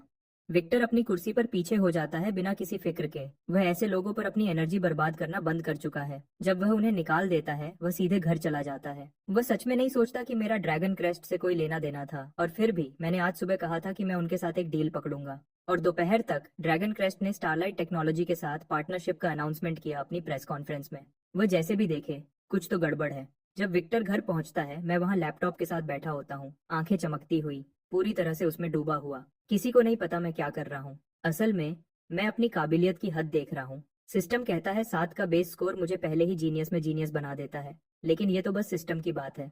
मुझे खुद देखना है। आज का दिन अच्छा गया तो मैं जल्दी घर आ गया कुछ टेस्ट करने के लिए। नतीजे बहुत अच्छे हैं। मैंने मैथ, फिजिक्स और केमिस्ट्री के कंपटीशन लेवल के सारे सवाल निकाले और हर एक को बिना किसी मुश्किल के आराम से हल कर दिया। मुझे और भी हैरानी हुई अपनी लैंग्वेज की काबिलियत पर। कोई भी लैंग्वेज, कोई भी स्क्रिप्ट दुनिया में कहीं से भी, एक बार सुनो, एक बार देखो, समझ आ गया। मैं इतना ही खास हूँ। मैं पीछे झुका और छत की तरफ देखकर हंसा। तो ऐसा लगता है जीनियस होना। क्या हो गया है तुम्हें? क्या तुम सच में आज ड्रैगन क्रेस्ट गए थे? क्या तुम्हें कुछ हुआ है? विक्टर चिंता में अंदर आता है। मैंने लैपटॉप बंद कर दिया जब उसे देखा और वापस नॉर्मल हो गया। फिर मैंने आराम से अपने नीचे से एक मुड़ा हुआ डॉक्यूमेंट निकाला, विक्टर को देते हुए। तुम क्या कह रहे हो? ड्रैगन क्रेस्ट किसी को परेशान नहीं कर रहा। ये ड्रैगन क्रेस्ट के साथ हमारा शुरुआती पार्टनरशिप अग्रीमेंट है। देखो, तुम्हारे पास 3 दिन है फॉर्मल कॉन्ट्रैक्ट साइन करने के लिए। विक्टर स्टेयर्स, तुम इतनी इंपॉर्टेंट चीज पे बैठे थे, लेकिन वह इस पर ज्यादा सोच नहीं सकता था। उसने उसे ध्यान से पढ़ा जब वह आखिर तक पहुंचा। विक्टर ने गहरी सांस ली। ये सच में एक असली पार्टनरशिप है। न आउटसोर्सिंग न कॉन्ट्रैक्ट मैन्युफैक्चरिंग, एक बराबर की पार्टनरशिप। ये कैसे मुमकिन है? विक्टर पूछता है। ये किसने साइन किया? वेरा, उसका नाम वहां लिखा है। और वैसे वह पहले ही ड्रैगन क्रेस्ट की वाइस प्रेसिडेंट है। यूए फैमिली उसे साफ तौर पर तैयार कर रही है जिम्मेदारी लेने के लिए। विक्टर को अभी भी समझ नहीं आ रहा। वेरा, तेज, हिसाब लगाने वाली, वह औरत जो उसे भी नर्वस कर देती है, ने अपनी मर्जी से ये साइन किया। बेटा, वेरा ने तुम पर कोई दबाव तो नहीं डाला ना? मैंने उसे देखा और लैपटॉप उसे पकड़ा दिया। तुम क्या सोच रहे हो? मैं वैसा इंसान नहीं हूँ। ये है जो मैंने बदले में दिया। स्टारलाइट टेक्नोलॉजी ड्रैगन क्रेस्ट के साथ टेक्नोलॉजी शेयर करेगी। बदले में हम उनका अगला फ्लैगशिप फोन मिलकर बनाएंगे और स्टारलाइट का नाम वापस ऊपर लाएंगे। विक्टर चुप हो जाता है। वह ग्राफीन बैटरी के रिसर्च नोट्स में पूरा डूबा हुआ है। आधा घंटा बीत जाता है जब तक वह ऊपर देखता है, और जब वह देखता है तो शांत नहीं हो पाता। रिसर्च नोट्स ने उतना ही असर किया जितना ड्रैगन क्रेस्ट अग्रीमेंट ने। अब उसे समझ आया वेरा ने क्यों साइन किया। अगर वह उसकी जगह होता तो वह कुछ भी मान जाता। वह मेरे कमरे में दौड़कर आता है, खुद को मुश्किल से रोक पा रहा है। बेटा, यह तुम्हें कहाँ से मिला? कृपया बताओ कि तुमने वेस्टलैंड नेशनल लैब को लूटा नहीं है। मुझे तुरंत बुरा लगता है। डैड, मैंने कभी आपकी पैसे कमाने की काबिलियत पर शक नहीं किया। आप मेरे जीनियस होने पर कैसे शक कर सकते हो? मैंने ये खुद रिसर्च किया है। ये बिना किसी शक के सबसे अजीब बात है जो विक्टर ने आज पूरे दिन में सुनी है। उसे नहीं पता ये कैसे हुआ, लेकिन वह फिर भी कमरे में खुशी से घूम रहा है। आखिर में विक्टर खुद को संभालता है, तब उसे याद आता है। बेटा, क्या हमने खुद को बहुत कम में बेच दिया? इतनी कीमती चीज तुमने इसे फ्री में शेयर करने के लिए क्यों हाँ की? मैंने अपने कंधे सीधे किए क्योंकि मैं इस देश पर भरोसा करता हूँ। डैड, शांत हो जाओ। ये तो बस एक शुरुआत है। 2 साल के अंदर कोई और बेहतर चीज इसकी जगह ले लेगी और हमने कुछ भी नहीं खोया होगा। ज्यादा इंपॉर्टेंट बात यह है कि ये ड्रैगन क्रेस्ट को दिखाता है कि हम सीरियस हैं। वह हमें असली पार्टनर की तरह ट्रीट करेंगे और स्टारलाइट टेक्नोलॉजी इससे और तेजी से आगे बढ़ेगी। कुछ बेहतर? विक्टर खाली नजरों से देखता है। ये उसकी सोच से भी परे है। स्टारलाइट टेक्नोलॉजी सिर्फ फोन्स तक नहीं रुकेगी। Quantum computers, aerospace craft, Interstellar warships, planetary engines, हम ये सब बना रहे हैं। मैंने पूरा विजन बताया। विक्टर थोड़ा हैरान लगता है। मेरे बेटे, तुम सच में बड़े हो गए हो। मैं तो सब सिंपल रखने वाला था। तुम्हारे लिए बजट में एक अच्छा स्कूल ढूंढने वाला था। लेकिन तुम्हारी ऐसी एम्बिशंस के साथ मैं तुम्हें सबसे अच्छी यूनिवर्सिटी में एडमिशन दिलवाऊंगा, चाहे कितने भी पैसे लगें। पैसे देकर अंदर जाना। मैं हंसा। क्या एक जनरेशन में एक बार आने वाले जीनियस को सच में स्कूल में एडमिशन खरीदना पड़ेगा? तभी मेरे दिमाग में एक आवाज आई, सिस्टम से एक नया क्वेस्ट। मुझे याद आया कि होस्ट अभी तक 18 साल का नहीं हुआ है। यूनिवर्सिटी जाओ, दुनिया को दिखाओ तुम क्या हो। अपनी जनरेशन के हर जीनियस को हराओ, जैसे तुमसे पहले के महान लोगों ने किया था। रिक्वेस्ट, नॉर्थ स्टार एकेडमी का एंट्रेंस एग्जाम हर सब्जेक्ट में परफेक्ट स्कोर के साथ पास करो। इनाम 10,000 प्रेस्टीज पॉइंट्स, एक चार्म पॉइंट, एक फ्रेशमैन गिफ्ट पैक और 2 शॉप वाउचर्स, हर एक 5 मिलियन का, सिर्फ वेल्थ पॉइंट की खरीदारी पर वैलिड। जब मैं क्वेस्ट पढ़ रहा था, विक्टर अपने स्कूल्स की लिस्ट देख रहा था। तियानहाई फाइनेंस यूनिवर्सिटी घर के पास है, लेकिन महंगी है। ओल्ड सॉन्ग को अपने बच्चे को एडमिशन दिलाने के लिए पूरी बिल्डिंग डोनेट करनी पड़ी थी। कैपिटल यूनिवर्सिटी थोड़ी दूर है, लेकिन उसकी फीस ठीक है। शीजिंग यूनिवर्सिटी भी अच्छी है। उसके कुछ दोस्तों के बच्चों ने पैसे देकर एडमिशन लिया था। मैंने विक्टर की बातों को बीच में काटा। मैं नॉर्थ स्टार एकेडमी जाना चाहता हूँ। क्या? विक्टर हैरान हो जाता है। आज तो एक के बाद एक झटके लग रहे हैं। नॉर्थ स्टार एकेडमी हुआ की टॉप यूनिवर्सिटी है, जो दुनिया की टॉप 20 में आती है। जो भी इसके दरवाजे से अंदर जाता है, वह सबसे अच्छा होता है। अंदर जाना लगभग नामुमकिन है। नॉर्थ स्टार एकेडमी हुआ के नेशनल एंट्रेंस एग्जाम में हिस्सा नहीं लेती। हर साल वह अपने सवाल बनाते हैं और अपना सिलेक्शन प्रोसेस करते हैं। एग्जाम में बैठने के लिए भी कैंडिडेट्स को पहले एक ऑफिशियल इनविटेशन मिलना चाहिए। सिर्फ यही चीज 99% एप्लीकेंट्स को बाहर कर देती है। 10,000 लोगों में से जो एग्जाम तक पहुंचते हैं, सिर्फ 500 को एडमिशन मिलता है। उनमें से हर एक सबसे ऊपर का होता है, जीनियस में भी जीनियस। तो जब विक्टर सुनता है कि उसका बेटा नॉर्थ स्टार एग्जाम देना चाहता है, उसके चेहरे के हाव भाव सब कुछ कह देते हैं। पहले वह उसे तुरंत मना कर देता, लेकिन अब बातें अलग हैं। बच्चे ने एक मिनी ग्राफीन बैटरी बनाई है। वह साफ तौर पर गिफ्टेड है। शायद उसे ट्राई करने देना चाहिए। अगर वह नहीं भी कर पाता तो यह एक्सपीरियंस उसके लिए अच्छा होगा। एक ही दिक्कत है, इनविटेशन मिलना। एग्जाम के रास्ते के अलावा नॉर्थ स्टार के पास टैलेंट रिक्रूटमेंट का भी एक रास्ता है, लेकिन एप्लीकेशन का टाइम तो पहले ही बंद हो चुका है और पेपर पर लड़के के पास कौन सा रिकॉग्नाइज टैलेंट है। क्या उसे ग्राफीन बैटरी के साथ नॉर्थ स्टार के प्रोफेसर से बात करनी चाहिए? लेकिन क्या इससे ड्रैगन क्रेस्ट का डील खराब नहीं होगा? विक्टर सच में फंस गया है। क्या प्रोडक्ट लॉन्च होने तक वेट करे और फिर एकेडमी से बात करे? क्या तब तक वह नोटिस भी करेंगे? मैं समझ सकता हूँ उसके दिमाग में क्या चल रहा है। डैड, मुझे लगता है आप ज्यादा सोच रहे हो। मैं नॉर्थ स्टार में अपनी जगह बनाऊंगा एग्जाम के जरिए, सही तरीके से। विक्टर की आंखें बड़ी हो जाती हैं। बेटा, तुम्हें पता है वह एग्जाम कितना मुश्किल होता है। हर सब्जेक्ट में टॉप लेवल का होना पड़ता है। मैं जानता हूँ तुम केमिस्ट्री और मटेरियल साइंस में अच्छे हो, लेकिन बाकी सबका क्या? आप सच में अपने बेटे के जीनियस होने पर शक कर रहे हो? एक एग्जाम का नाम बताओ जिसमें मैंने आपको कभी डिसअपॉइंट किया हो। विक्टर धीरे से सर हिलाता है। प्रॉब्लम ये है कि इस बेकार लड़के ने अपनी पूरी जिंदगी में मुश्किल से एक भी एग्जाम दिया है। हर बार जब एग्जाम का सीजन आता था, लड़का छुट्टी पर होता था और नॉर्थ स्टार के इनविटेशंस तो लगभग सब भेजे जा चुके हैं। उसे कहाँ से मिलेगा एक? मैं मुस्कुराया। डैड, आप भूल गए मैं कौन हूँ। मैं एक ओवरसीज स्टूडेंट हूँ। डोमेस्टिक इनविटेशंस तो खत्म हो गए हैं, लेकिन ओवरसीज कोटा अभी भी खुला होना चाहिए। ग्रैंडर एकेडमी वेस्टलैंड के टॉप हाई स्कूल्स में से एक है और मैं वहाँ एक मॉडल स्टूडेंट था। यकीनन इससे मुझे एक इनविटेशन मिल जाएगा। विक्टर थोड़ा झिझकता है। ये लड़का, पैसे खर्च करने के तरीके कभी खत्म नहीं होते। क्या तुम इस बारे में श्योर हो? 100%। विक्टर सर हिलाता है। ठीक है, अच्छे से तैयारी करो, शांत रहो और खुद पर ज्यादा दबाव मत डालो। अगर तुम नहीं भी कर पाते तो ठीक है, तुम्हारा डैड डिसअपॉइंटमेंट का आदी है। मैंने अपना सर हिलाया। अपने जीनियस होने को साबित करने का रास्ता लंबा और मुश्किल होता है। बात होने के बाद विक्टर बाकी सब संभालने चला जाता है। ड्रैगन क्रेस्ट के साथ पार्टनरशिप डिटेल्स पर कोऑर्डिनेशन करता है। लैब्स को सिंक करना, अंदर से सफाई करना और कंपनी की प्रायोरिटीज को ठीक करना। वह कुछ टाइम के लिए काम में डूबा रहेगा।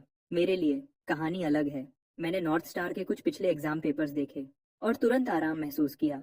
यह सवाल देश के सबसे अच्छे दिमाग वालों को छानने के लिए होते हैं। आगे के समय में मैं बिजी रहा। मैंने हैकिंग की दुनिया में लगभग रातों रात अपना नाम बना लिया, लेकिन क्योंकि मैं अपना असली नाम यूज नहीं कर रहा, तो इससे कोई प्रेस्टीज पॉइंट्स नहीं मिलते। वैसे भी मैं ये प्रेस्टीज के लिए नहीं कर रहा, मुझे कैश चाहिए। मैंने सिस्टम अपग्रेड्स के लिए सिर्फ प्रेस्टीज पॉइंट्स यूज करने का फैसला किया है, लेकिन एक आदमी को खर्च करने के लिए पैसे तो चाहिए। मेरे पास पैसे नहीं है। मैंने हुआ कि 2 सबसे बड़ी टेक कंपनीज को हैक किया और इस दौरान उनकी कई पुरानी कमजोरियों को ठीक किया। Total commission $20 million. मैं अब दोनों कंपनीज के लिए सिक्योरिटी कंसल्टेंट के तौर पर काम करता हूँ। ये टेक जायंट्स के पास बहुत पैसे हैं। हैरानी नहीं कि सब टेक में जाना चाहते हैं। ये कहानी हैकिंग कम्युनिटी में तेजी से फैल गई। हर जगह के बड़े हैकर्स मुझे लेजेंड कह रहे हैं और मुझे प्यार से डॉग गॉड का टाइटल दे रहे हैं। लिली मुझे हर दिन घर पर देखती है और उसकी चिंता बढ़ती जाती है। वह उनके पैसे नहीं लेगा, वह बस लैपटॉप के साथ बैठा रहता है। क्या ये सच में उनका बेटा है? मैंने एक्सप्लेन करने की जरूरत नहीं समझी। विक्टर की बात करें तो वह इतना बिजी है कि मुश्किल से सोता है। उसके पास मुझे चेक करने का टाइम नहीं है, चाहे वह चाहता भी हो। आखिर में नॉर्थ स्टार एकेडमी एग्जाम का दिन आ गया। मैंने 2 पेन लिए, एक शेयर्ड बाइक पर चढ़ गया और एग्जाम सेंटर पर जल्दी पहुंच गया। एडमिशन के अनाउंसमेंट के मुताबिक ओवरसीज कोटा को मिलाकर नॉर्थ स्टार एकेडमी ने इस साल टियानहाई में कुल 300 इनविटेशंस भेजे थे। लेकिन जब मैं टियानहाई हाई स्कूल पहुंचा, जो शहर का एक इकलौता एग्जाम सेंटर था, भीड़ बहुत ज्यादा थी। 300 लोग नहीं बल्कि आराम से 3000 से ज्यादा लोग थे। और उसके ऊपर से टियानहाई हाई स्कूल में क्लासेस भी चल रही थी। मैं हैरानी से पलक झपकाया। थोड़ी देर बाद मैं सड़क के किनारे रीको से मिला और उसने सब कुछ क्लियर किया। यंग कोल, मैंने सुना तुम नॉर्थ स्टार के लिए जा रहे थे। सोचा नहीं था तुम सीरियस होगे। तुम हमेशा इतने क्रिएटिव तरीके कैसे ढूंढ लेते हो अपनी जिंदगी बर्बाद करने के? मैंने आसमान की तरफ देखा और लंबी सांस ली। 10 साल तक बेकार समझा जाना, ये एक रात में नहीं बदलता। मैंने एक्सप्लेनेशन नहीं दी। तुम्हारा क्या, एग्जाम देने आए हो? रीको अपना सर हिलाता है। मैं? बिल्कुल नहीं, मैं तो बस थोड़ी एनर्जी लेने आया हूँ। मेरे डैड कहते हैं कि आज यहाँ हर कोई एग्जाम गॉड्स में भी एग्जाम गॉड है। शायद थोड़ी सी किस्मत मुझ पर भी लग जाए मेरे अगले महीने के टेस्ट से पहले। अच्छी सोच है, लेकिन इतने सारे लोग एक ही किस्मत लेने की कोशिश कर रहे हैं। 300 लोगों के लिए यह ज्यादा नहीं होगा। रिको मुंह बनाता है। तुम काउंट नहीं होते यंग कोल, मेरी किस्मत ही खराब है। पहला इंसान जिससे मैं मिला।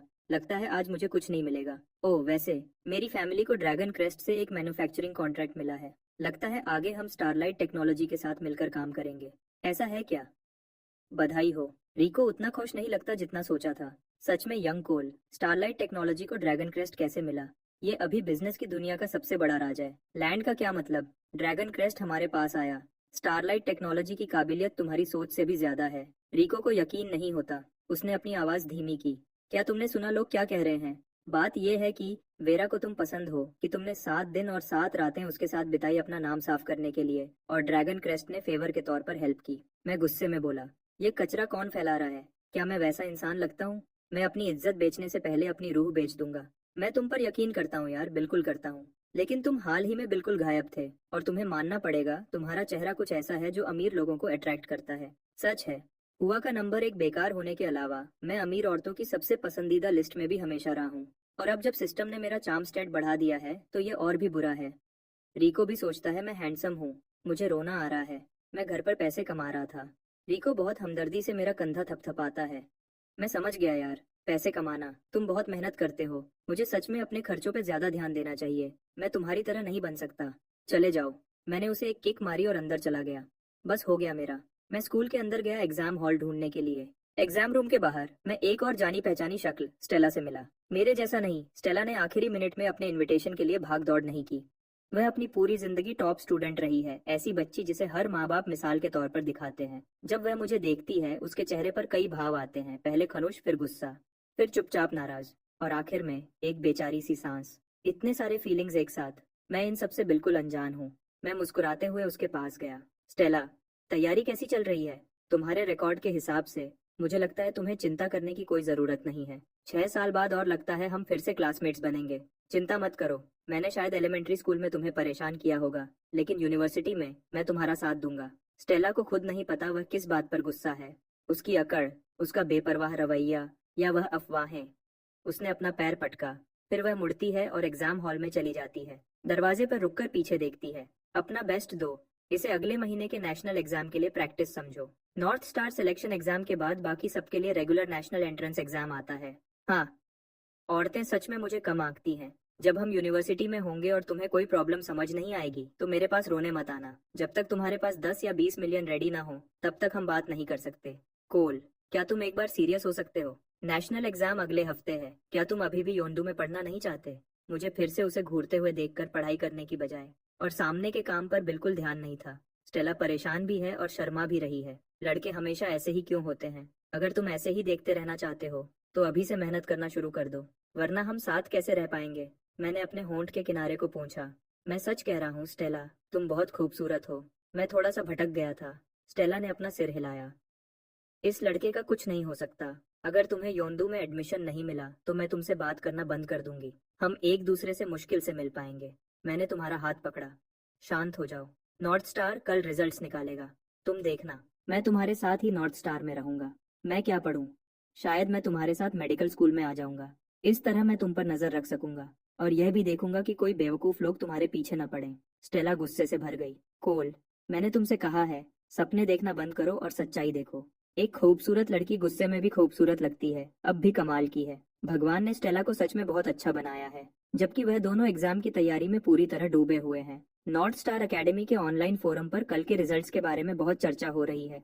जब से एग्जाम खत्म हुआ है, नॉर्थ स्टार में एडमिशन को लेकर चर्चा ठंडी नहीं हुई है। इस साल के पेपर को एग्जाम के इतिहास का सबसे मुश्किल पेपर कहा जा रहा है। यहाँ तक कि दूसरे और तीसरे साल के नॉर्थ स्टार के स्टूडेंट्स को भी समय सीमा में सारे सवाल हल करने में मुश्किल हुई। बहुत से लोग सोच रहे हैं कि इस साल सिर्फ पास होना ही एडमिशन के लिए काफी होगा। पिछले सालों में कम से कम 70% या उससे ज्यादा नंबर आने चाहिए थे, क्योंकि अप्लाई करने वाले पूरे देश के सबसे अच्छे स्टूडेंट्स होते हैं। इस साल 70% नंबर लाना टॉप 100 में आने के लिए काफी हो सकता है। पिछले किसी भी साल में 80% नंबर लाने वाला स्कॉलर प्रोडिजी बनने का पक्का दावेदार होता, और 90% या उससे ज्यादा नंबर की बात करें तो सबका कहना है कि इस साल कोई भी स्टूडेंट इतने नंबर नहीं ला सकता। ये मुश्किल जानबूझकर रखी गई थी। नॉर्थ स्टार ने इसे ऐसे ही बनाया था। बढ़ते हुए सख्त कंपटीशन के दौर में वह सच में होशियार लोगों को ढूंढना चाहते थे, ये देखने के लिए कि अगली पीढ़ी कितनी आगे जा सकती है, इतनी ज्यादा मुश्किल की वजह से। सब ध्यान से देख रहे हैं कि इस साल का स्कॉलर प्रोडिजी कौन होगा। फोरम के मॉडरेटर ने एक पोस्ट में साफ साफ लिखा, इस साल का स्कॉलर प्रोडिजी नॉर्थ स्टार के इतिहास का सबसे खास स्कॉलर प्रोडिजी होगा, बिना किसी शक के। इतने बड़े शोर शराबे के साथ सब बहुत उत्सुकता से इंतजार कर रहे हैं। सबसे अच्छे स्टूडेंट्स जो पूरे देश के होशियार उम्मीदवार हैं, हर तरफ से मीडिया उनके पीछे पड़ी है। सिर्फ स्टेला ही है जिसे कोई भी ढूंढ नहीं पाया है। तियानहाई की प्रेस सोच भी नहीं सकती थी कि जिस इंसान को वह ढूंढ रहे हैं वह हर दिन मुझे पढ़ाने में बिता रही है और इंटरव्यूज के लिए उसके पास बिल्कुल टाइम नहीं है। अरे, क्या टीएन हाई का एक स्टूडेंट नहीं था जिसने एग्जाम जल्दी दे दिया था, कहा था कि पेपर आसान था और बोला था कि उसके पूरे नंबर आए हैं? क्या वह सच में स्कॉलर प्रोडिजी हो सकता है? ऊपर वाले ने ज्यादा पी ली है, उसे छोड़ो। मैं जानता हूँ वह कौन है। वह टियान हाई का मशहूर आवारा है जिसने अपनी जिंदगी में कभी पढ़ाई नहीं की। उसने उस इनविटेशन के लिए पैसे दिए होंगे। स्कॉलर प्रोडिजी, मजाक मत करो, अंदाजा लगाना बंद करो। हम सबको कल पता चल जाएगा। इंटरनेट पर आग लगी हुई है। मेरी दुनिया में सब कुछ शांत है। क्या बात करनी है? मैंने मैथ सॉल्वर कार्ड यूज किया था। पूरे नंबर आना तो पक्का था। अगर इसके बाद भी मैं स्कॉलर प्रोडिजी का टाइटल नहीं ले पाता तो सिस्टम को मुझे एक बड़ा रिफंड देना पड़ता। वह उस सब की बेइज्जती होती जो इस बेकार सिस्टम ने मुझ में बदला था। क्योंकि स्टेला आज अपने रिजल्ट्स देखने में बिजी है, उसने मुझे छुट्टी दी है। इसका मतलब है कि मैं देर तक सो सकता हूँ। मैं सोच रहा हूँ कि उसका चेहरा कैसा होगा जब वह उस लिस्ट में मेरा नाम देखेगी। बधाई हो होस्ट, मेन क्वेस्ट पूरा करने के लिए। हर सब्जेक्ट में पूरे नंबर। नॉर्थ स्टार एकेडमी में एडमिशन मिल गया। सारे इनाम दे दिए गए हैं। अब हुआ कि सबसे बड़े शिक्षा संस्थान में शामिल हो जाओ और अपनी नई कहानी शुरू करो। सिस्टम की आवाज ही मुझे जगाती है। मैं उठकर बैठ गया और मैंने डैशबोर्ड खोला। होस्ट, कोल।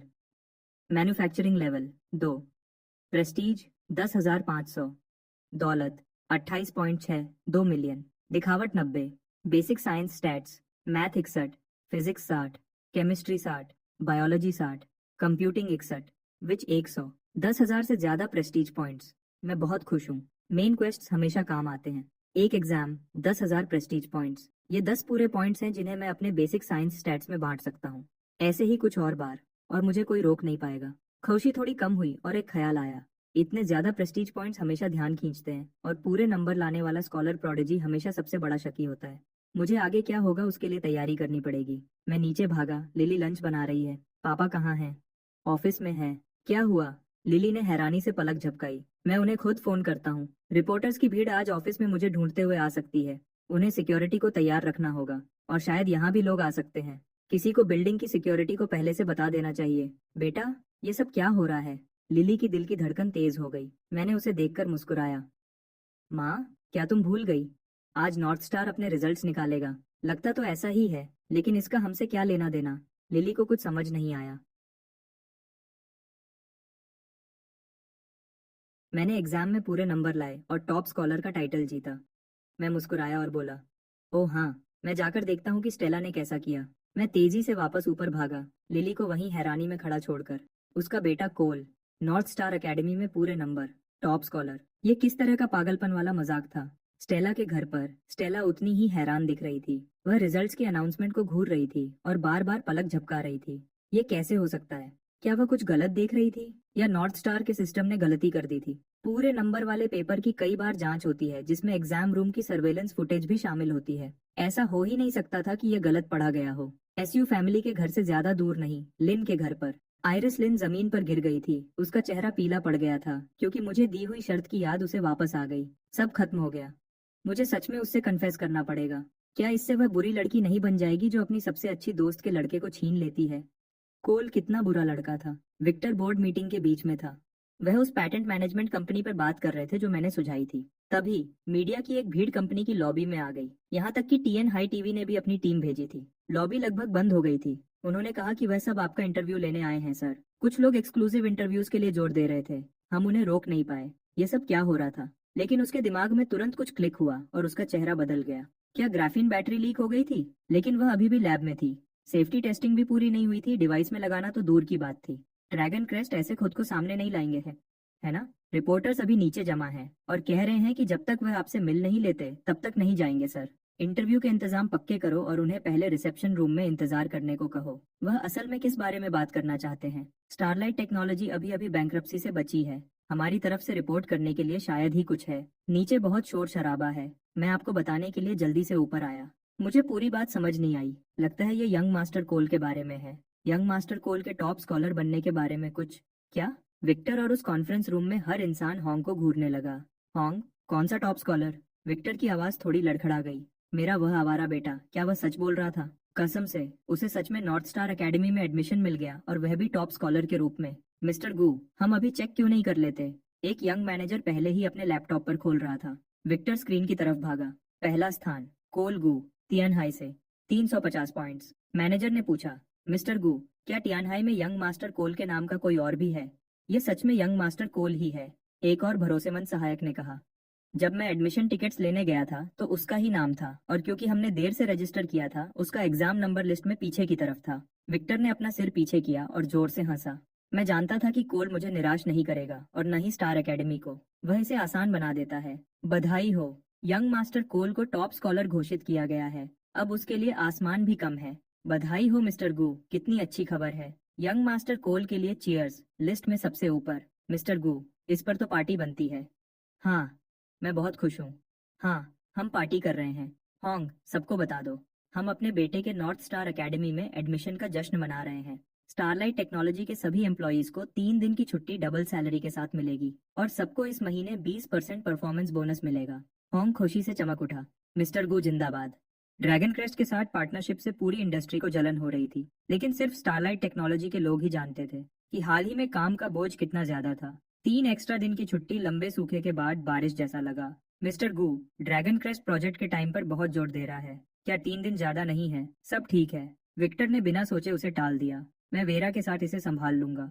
उसने सोचा कि यूए फैमिली के लोग कैसे चेहरे बनाएंगे जब उन्हें पता चलेगा कि कोल को नॉर्थ स्टार एकेडमी में एडमिशन मिल गया है। जीयू फैमिली और यूए फैमिली के बीच के रिश्ते हमेशा लिली की तरफ से ही थे। ज्यादातर यूए फैमिली विक्टर और मुझे एक जैसा नीचा दिखाती थी, खासकर क्योंकि मेरी एक आवारा की पहचान थी। हालांकि वेरा की बात अलग थी। वह औरत सिर्फ चेहरे से जज करती थी। मैं उसके स्टैंडर्ड्स पे खरा उतरा, इसलिए उसे इस बात से कोई फर्क नहीं पड़ता था कि मैं फैमिली का कितना पैसा बर्बाद करता हूँ। फिर भी वेरा हमेशा मुझे पसंद करती थी। तो जब ड्रैगन क्रेस्ट ने स्टारलाइट टेक्नोलॉजी के साथ पार्टनरशिप का ऐलान किया तो जल्दी ही अफवाह उड़ने लगी। लेकिन अगर मैं सच में यूए फैमिली में शादी करना चाहता था तो यूए फैमिली के अपने नियम के हिसाब से यह लगभग नामुमकिन था। खासकर अब यूए फैमिली चुपचाप तैयारी कर रही थी अगली पीढ़ी के वारिस के लिए। ऐसी हालत में मुझ जैसा कोई उनके रेडार पर भी नहीं आता। जाहिर है मैं अब भी वेरा का छुपा हुआ छोटा सा आदमी बन सकता था जब तक मैं कोई हंगामा न करता। जो सबसे बड़े लोग थे वह कभी ऐसे इंतजामों पर ज्यादा ध्यान नहीं देते थे। विक्टर पहले ही सोच रहा था मेरी नॉर्थ स्टार में एडमिशन की खबर वेरा को खुद मिलकर बताने का, लेकिन वेरा को पहले से पता था। उसने उस लड्ढके के बारे में सोचा जो हर बार मिलने पर उसके पीछे पीछे घूमता था, उसकी तारीफ करता था, उसे खुश रखता था और फिर जेब खर्च मांगता था। और फिर भी वह यहाँ था, सच में नॉर्थ स्टार एकेडमी में एडमिशन ले रहा था। ये सब अजीब लग रहा था। शुरू में जो गर्व और खुशी थी वह चली गई और वेरा के होंठों पर एक मजेदार मुस्कान आ गई। एक परफेक्ट स्कोर वाला सबसे अच्छा स्टूडेंट उस एग्जाम में, जिसे सब नॉर्थ स्टार के इतिहास का सबसे मुश्किल एग्जाम कहते थे और फिर भी हुआ का सबसे बदनाम बेकार लड्ढका। ओह छोटे भाई, जब वह तुम्हारी पिछली बातें निकालेंगे तो तुम बहुत बड़ी मुश्किल में पीडीडीएच जाओगे। चीजें बिल्कुल वैसे ही हुई जैसा वेरा ने सोचा था। बस फर्क इतना था कि उल्टा असर ज्यादा तेजी से आया और ज्यादा जोर से लगा। जीयू फैमिली के विला कॉम्प्लेक्स के बाहर एक भीड़ पहले ही जमा हो रही थी। रिपोर्टर्स, क्लासमेट्स, फैमिली वाले, दोस्त और वह स्टूडेंट्स जो नेशनल कॉलेज एंट्रेंस एग्जाम देने वाले थे, उसकी किस्मत का थोड़ा असर लेने की उम्मीद में। अगर ये एक अच्छी रेजिडेंशियल एरिया ना होती, प्रोफेशनल सिक्योरिटी स्टाफ और सिस्टम्स के साथ, और मैंने पहले ही गार्ड्स को बता दिया था, तो वह भीड़ सीधे सामने के दरवाजे से अंदर घुस जाती। मैं वह इंसान नहीं था जो लाइमलाइट में आने का मौका छोड़ दे, और छुपना मेरी आदत नहीं थी, वह तो बस बदतमीजी होती। तो मैंने आराम से टाइम लिया अच्छे से साफ होने और कपड़े पहनने में। साफ और स्मार्ट कपड़े पहने, फिर 7 या 8 सिक्योरिटी गार्ड्स को बुलाया और गेट की तरफ चल पड़े। कोल बाहर आ रहा है। कुछ लड्डुडकियों ने जो मुझे पहचानती थी, हैरान होकर कहा, वाह, ये है वह टॉप स्कॉलर। वह कितना हैंडसम है। ललचाना बंद करो, जैसे उस जैसा अमीर लड्डुडा का कभी तुम्हारी तरफ देखेगा। सच है, खबर है उसे पहले ही ड्रैगन क्रेस्ट की छोटी राजकुमारी ने अपना बना लिया है। उफ, अमीर होना कितना अच्छा होता है। मुझे पता ही नहीं था मैंने अभी कुछ और दिल तोड़ दिए थे बिना कोशिश किए। जैसे ही मैं गेट पर पहुंचा, रिपोर्टर्स का एक झुंड माइक्रोफोन्स और रिकॉर्डर्स के साथ आगे बढ़ा जैसे भूखे भेड़िए हों। अगर इलेक्ट्रिक सिक्योरिटी गेट न होता तो वह मुझे पूरा निगल जाते। कोल, अब जब तुम टॉप स्कॉलर हो, कैसा लग रहा है? एग्जाम बहुत मुश्किल था, तुमने परफेक्ट स्कोर कैसे हासिल किया? हमने सुना है कि तुमने 2 साल हाई स्कूल की पढ़ाई विदेश में की। क्या इससे यह साबित होता है कि विदेशी पढ़ाई बेहतर है? मिस्टर कोल, मैं टीएनयू मीडिया से हूँ। हमारा बॉस आपको पर्सनली जानता है। क्या एक वन ऑन वन इंटरव्यू मिल सकता है? मैंने अपना गला साफ किया और भिड्ड को शांत करने के लिए हाथ उठाया। सब लोग आराम से। कॉम्प्लेक्स के अंदर एक छोटा सा प्लाजा है। मैंने पहले ही बैठने का इंतजाम और रिफ्रेशमेंट्स रखवा दिए हैं। मुझसे जो चाहो पूछो, आराम से। भिड्ड थोड़ी नरम पड़िद गई। कितना अच्छा इंसान है। और वह यहाँ बिना बुलाए आए थे। फिर भी वह उनके बारे में सोच रहा था। क्या शानदार इंसान है। जाहिर है, वह बस एक कम्युनिटी प्लाजा था जहाँ कम जगह थी और उसे सेट करने में थोड़ी मेहनत लगी थी। तो जगह कम है, टोटल 25। हर एक के 10,000, एक आउटलेट से ज्यादा 2 लोग। ये बोलकर मैंने एक पेमेंट क्यूआर कोड निकाला। बस इसे स्कैन करो और पे करो। बहुत आसान है। हर रिपोर्टर रुक गया। ये क्या? क्या तुम सच में ऐसा कर सकते हो? क्या ये लड्डू का फैमिली का बेकार नहीं था? ये सबसे पैसे कैसे लूट रहा है? मिस्टर कोल, ये थोड़ा ज्यादा नहीं हो गया? मैं मुस्कुराया। नॉर्थ स्टार एकेडमी के टॉप स्कॉलर का पहला पब्लिक इंटरव्यू, और मैं सिर्फ 10,000 ले रहा हूँ।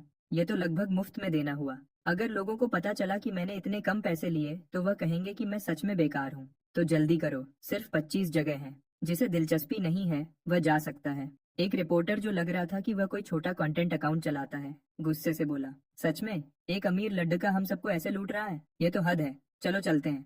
किसे उसकी जरूरत है? मैं बस कुछ बनाकर लिख दूंगा। मैंने उसकी बात को अनसुना कर दिया। हाँ ठीक है, जो चाहो ऑनलाइन पोस्ट कर दो। मैं अभी तुम्हें रोक नहीं सकता, लेकिन बनाई हुई कहानियां ज्यादा देर तक ट्रैफिक नहीं लाती। अगर तुम्हें इस इंडस्ट्री में करियर बनाना है तो तुम्हें थोड़ी ईमानदारी चाहिए, है ना? कब तक झूठ सच का मुकाबला कर सकता है? मैं फिर से बोलता हूँ, ये नॉर्थ स्टार एकेडमी के टॉप स्कॉलर का पहला पब्लिक प्रेस इवेंट है। अगर ये छूट गया तो फिर कभी नहीं मिलेगा। वेडिडे आउटलेट समझ गए कि मैं क्या कह रहा था। फोन्स निकल चुके थे, बजट्स अप्रूव हो रहे थे।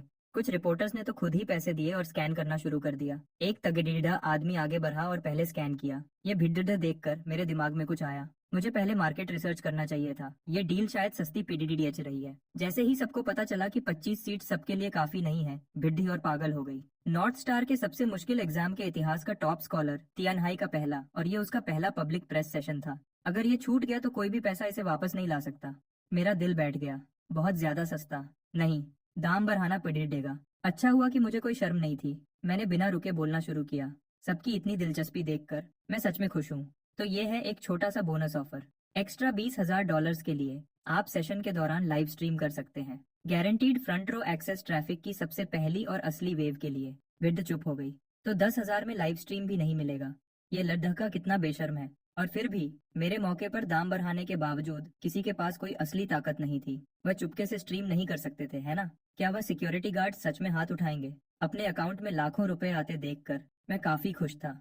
छोटा फायदा भी फायदा ही होता है। जिस पल वह सिस्टम लोड हुआ, मेरी किस्मत लिख दी गई थी। एक जिंदगी जिसमें शोहरत और पैसा चाहिए था, क्योंकि यह अजीब सिस्टम सिर्फ उसी पर चलता था। जब वह छोटे प्लाजा पर पहुंचे, रिपोर्टर्स के चेहरे और भी उतर गए। बैठने के लिए प्लास्टिक के स्टूल थे। रिफ्रेशमेंट्स में बॉटल्ड पानी और जग में चाय थी। क्या इस पूरे इंतजाम पर 500 से ज्यादा खर्च हुआ होगा?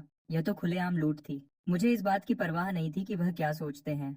मैंने माइक पकड़े ढा। एक पैटियो अम्ब्रेला के नीचे रखे सोफा पर बैठ गया और बोला, मुझे यकीन है कि आप में से कोई भी टाइम बर्बाद नहीं करना चाहता। हर आउटलेट से एक सवाल, दोबारा नहीं। चलो इसे 30 मिनट्स में खत्म करते हैं। ये क्या बकवास है? एक सवाल के 30,000। आपस में बात कर लो, पहले कोऑर्डिनेट कर लो। हम 10 मिनट्स में शुरू करेंगे। हर रिपोर्टर गुस्से में था। इस वक्त कोई भी अपनी जगह बर्बाद नहीं करने वाला था यह पूछकर कि कैसा लगा या कैसे तैयारी की। छोटे स्टूडेंट्स के लिए कोई सलाह या कॉलेज में क्या पढ़ना चाहते हो, वह सवाल अब बेकार थे। एक जगह के 30,000। अगर तुमने कुछ धमाकेदार नहीं पूछा तो तुम बस पैसे फेंक रहे होगे। जैसे ही टाइम खत्म हुआ, एक गुस्से में लाल चेहरे वाली फीमेल रिपोर्टर खड्डिधी हो गई। कोल, जो मैंने जाना है, तुम्हारे ग्रेड्स हमेशा एवरेज थे मिडिल स्कूल से लेकर हाई स्कूल तक, और अब तुम परफेक्ट स्कोर के साथ टॉप स्कॉलर हो। क्या तुमने ये रिजल्ट गलत तरीके से हासिल किया? मैं लगभग हंस पे डिडिडा। सीधे मुद्दे पर आ गए, है ना? नहीं, सबने पलक झपकाई। बस इतना ही? कोई और बात नहीं कोल, तुम्हारे सवाल का जवाब मिल गया। मैंने उसे बीच में ही रोका। अगला, एक घनी दाढ़ी वाला रिपोर्टर खड्डिद्दा हुआ। ड्रैगन क्रेस्ट के नॉर्थ स्टार एकेडमी के साथ हमेशा से अच्छे रिश्ते रहे हैं। तुम्हारी फैमिली ने अभी ड्रैगन क्रेस्ट के साथ एक डील की है और अब तुम टॉप स्कॉलर हो। तुम इस बारे में क्या कहते हो? मुझे इन दो चीजों में कोई कनेक्शन नहीं दिखता। अगर तुम कुछ कहना चाहते हो तो सीधे बोलो, लेकिन तुम्हारा सवाल हो गया। अगला, कोल, क्या तुम टॉप स्कॉलर बने ड्रैगन क्रेस्ट के कनेक्शंस का इस्तेमाल करके, ताकि नॉर्थ स्टार तुम्हें पिछले दरवाजे से अंदर आने दे? अगला रिपोर्टर पहले ही खड़ीडेदा हो चुका था। मुझे उन्हें मानना पड़ेगा, इस इंडस्ट्री का लेवल बहुत नीचे था, दिमाग की जरूरत ही नहीं थी। जहां तक मुझे पता है जीयू फैमिली में वंशजों की कोई कमी नहीं है, लेकिन उनमें से सिर्फ एक के पास नॉर्थ स्टार की अंडर ग्रेजुएट डिग्री है, वीरा यूए। तो वह मुझ जैसे बाहर वाले के लिए कोशिश क्यों करेंगे जब वह अपने ही किसी के लिए कर सकते हैं? और अगर किसी ने कोशिश की भी होती तो क्या नॉर्थ स्टार एकेडमी इतनी पागल होती कि वह टॉप स्कॉलर का टाइटल उसको दे देती जिसने पैसे देकर एडमिशन लिया हो? सही बात है, ये बात समझ नहीं आती। सबसे गुस्से वाले रिपोर्टर्स भी ठंडे पीढ़ी देने लगे, लेकिन एक जिद्दी रिपोर्टर लगा रहा। तुम और वेरा, तुम दोनों साफ तौर पर करीब हो। अफवाहें हैं कि तुम यूए फैमिली में शादी करने वाले हो। ऐसी हालत में ये नामुमकिन नहीं है कि यूए फैमिली ने तुम्हें नॉर्थ स्टार में धकेल दिया हो ताकि वेरा को उसकी विरासत मिल सके। मैरियन, छोड़ दो यार, तियानहाई में जाकर पूछ लो। मुझे पीछा करने वाली लद्दकियां पूरी दुनिया के 2 चक्कर लगा सकती हैं। मैं ये सब छोड़ कर किसी और की फैमिली में शादी क्यों करूंगा? और अगर वेरा और मैं सच में साथ होते भी तो वह जीयू फैमिली में शादी करती। समझे कितनी हिम्मत है? तो तुम कह रहे हो कि तुमने वह परफेक्ट स्कोर और टॉप स्कॉलर का टाइटल सिर्फ अपनी मेहनत से हासिल किया? बिल्कुल सही। एग्जाम के तुरंत बाद मैंने पहले ही टीएन हाई टीवी को इंटरव्यू दिया था। मैंने उन्हें सीधे बता दिया था कि मैंने परफेक्ट स्कोर किया है। भिड को अब भी यकीन नहीं हो रहा था। कोल, मुझे पक्की खबर मिली है कि तुम आईलाई ग्रुप के डॉक्टर जांग ताओ के बहुत करीब हो। सब जानते हैं कि डॉक्टर जांग ताओ की डोमेस्टिक इंटरनेट की दुनिया में क्या जगह है। वह एलीट हैकर्स की एक फौज को कंट्रोल करते हैं। क्या उन्होंने तुम्हारे लिए नॉर्थ स्टार का एग्जाम पेपर चुराया? मैंने एक लंबी सांस लेकर अपना सर हिलाया। मैं माफ करने वाला इंसान हूँ, मुझ पर कीचड़ डेशे उछालो। ठीक है, लेकिन डॉक्टर जांग ताओ को इसमें घसीटना, एली ग्रुप की लीगल टीम खाली नहीं बैठी रहती। और जो कोई भी यूए फैमिली का एंगल ला रहा है, छपने से पहले बहुत सोच लो। जब लॉसूट आएगा तो ये मत कहना कि मैंने वार्न नहीं किया था। कमरे में सब होश में आ गए। वह जो कुछ भी पूछ रहे थे वह सब बस अंदाजा और साजिश की बातें थी। मैंने उन्हें इतना भड़का दिया था कि उन्होंने सब कुछ जोर से बोल दिया। उनमें से कुछ अब भी लाइव स्ट्रीम कर रहे थे। यह मामला खराब हो सकता था। कोल, क्योंकि तुमने परफेक्ट स्कोर किया है, क्या तुम हमें वह सवाल समझा सकते हो जिसमें नेचुरल नंबर्स का जोड़ -1/12 के बराबर आता है? चलो आखिर एक सवाल जो कोई कॉन्स्पिरेसी थ्योरी नहीं है। तुम सबने ऑफिशियल सॉल्यूशन तो देखा ही होगा, है ना? अब मेरे समझाने से कुछ साबित नहीं होगा। रामानुजन सच में एक जीनियस था। सिर्फ वही इतनी अच्छी चीज सोच सकता था। आखिरी फिजिक्स का सवाल काइनेटिक थ्योरी ऑफ गैसेस पर था, जो यूनिवर्सिटी लेवल का टॉपिक है। तुमने उसका जवाब कैसे दिया? किसी ने ये तो नहीं कहा कि हाई स्कूल स्टूडेंट्स कॉलेज की किताबें नहीं पढ़ सकते। जब तुम इतने खास हो तो तुम हाई स्कूल के लिए वेस्टलैंड क्यों गए थे? क्या तुम्हारा ये परफॉर्मेंस वेस्टलैंड की पढ़ाई की वजह से है? तो क्या इस साल का टॉप स्कॉलर वेस्टलैंड का है, हुआ का नहीं? मैं कुछ बोल नहीं पाया। हुआ के प्रेस वाले हमेशा हैरान करते हैं। मैंने खुद को शांत रखा, अपना सर हिलाया और मुस्कुराया। मैंने परफेक्ट स्कोर किया क्योंकि मैं कोलगू हूँ। इसका इससे कोई लेना देना नहीं कि मैंने कहाँ पढ़ाई की। मैं टीएन हाई में भी इतना ही अच्छा स्कोर करता। बाहर जाना मेरी अपनी वजह थी। बताना चाहोगे? किसी ने तुरंत पूछा। मुझे कोई दिक्कत नहीं थी। मुझे एक लड़की से प्यार हो गया था। तुम सब जानते हो मैं लड़कियों में कितना पॉपुलर हूँ। मुझे डर था कि उसे भी मुझसे प्यार हो जाएगा और एक रिश्ता उसकी पढ़ाई खराब कर देगा, तो उसके लिए मैंने मुश्किल फैसला लिया और चला गया। मैं बस उसे ध्यान देने के लिए जगह देना चाहता था। यही एक तरीका था जिससे हम दोनों का एक अच्छा फ्यूचर होता। क्या तुम हमें बता सकते हो वह कौन है? क्या वह अगले हफ्ते नेशनल एग्जाम दे रही है या उसे भी नॉर्थ स्टार में एडमिशन मिल गया है? माफ करना, तुमने अपनी हद से ज्यादा पूछ लिया। अगला। और बस ऐसे ही प्रेस सेशन खत्म हो गया। मैं बिना किसी फिक्र के घर चला गया। रिपोर्टर्स को सिक्योरिटी ने कॉम्प्लेक्स से बाहर निकाल दिया, लेकिन इसका मतलब ये नहीं था कि उनका काम खत्म हो गया, बल्कि यह तो अभी शुरू हुआ था। मैंने लोगों की राय की ताकत को कम समझा था और मीडिया की ईमानदारी को ज्यादा मान लिया था। ट्रैफिक के लिए यह लोग कुछ भी लिखते और कुछ भी बोलते थे, भले ही उन पर केस हो या उनका अकाउंट बंद हो जाए। वह बस अकाउंट डिलीट कर देते, थोड़े दिन चुप रहते और नए नाम से वापस आ जाते। जैसे ही प्रेस सेशन की फुटेज ऑनलाइन फैली, एक एक करके नाम ट्रेंड करने लगे। मेरा backdoor deal, dragon crest group, Yue family, Vera Yue, Tianhai का top scholar, north star academy की ईमानदारी पर सवाल। जबकि मैंने उस सेशन में बार बार कहा था कि मैंने अपना परफेक्ट स्कोर अपनी मेहनत से हासिल किया है। लोग अब भी बिना वजह की कॉन्स्पिरेसी थ्योरीज को ज्यादा पसंद करते हैं। नॉर्थ स्टार के अपने स्टूडेंट फोरम पर भी आवाजें उठ रही थी। स्टूडेंट स्कूल पर ही सवाल उठा रहे थे और उस पर बिकने का इल्जाम लगा रहे थे। उनका तर्क काफी सीधा था। कोई भी हाई स्कूल स्टूडेंट इतने कम समय में वह एग्जाम इतने अच्छे से पास नहीं कर सकता। अगर ये चीटिंग नहीं थी तो क्या थी? कुछ कट्टर लोग तो एडमिशन्स ऑफिस के बाहर साइलेंट प्रोटेस्ट की बात कर रहे थे, इस साल के एग्जाम की पूरी जांच की मांग करते हुए।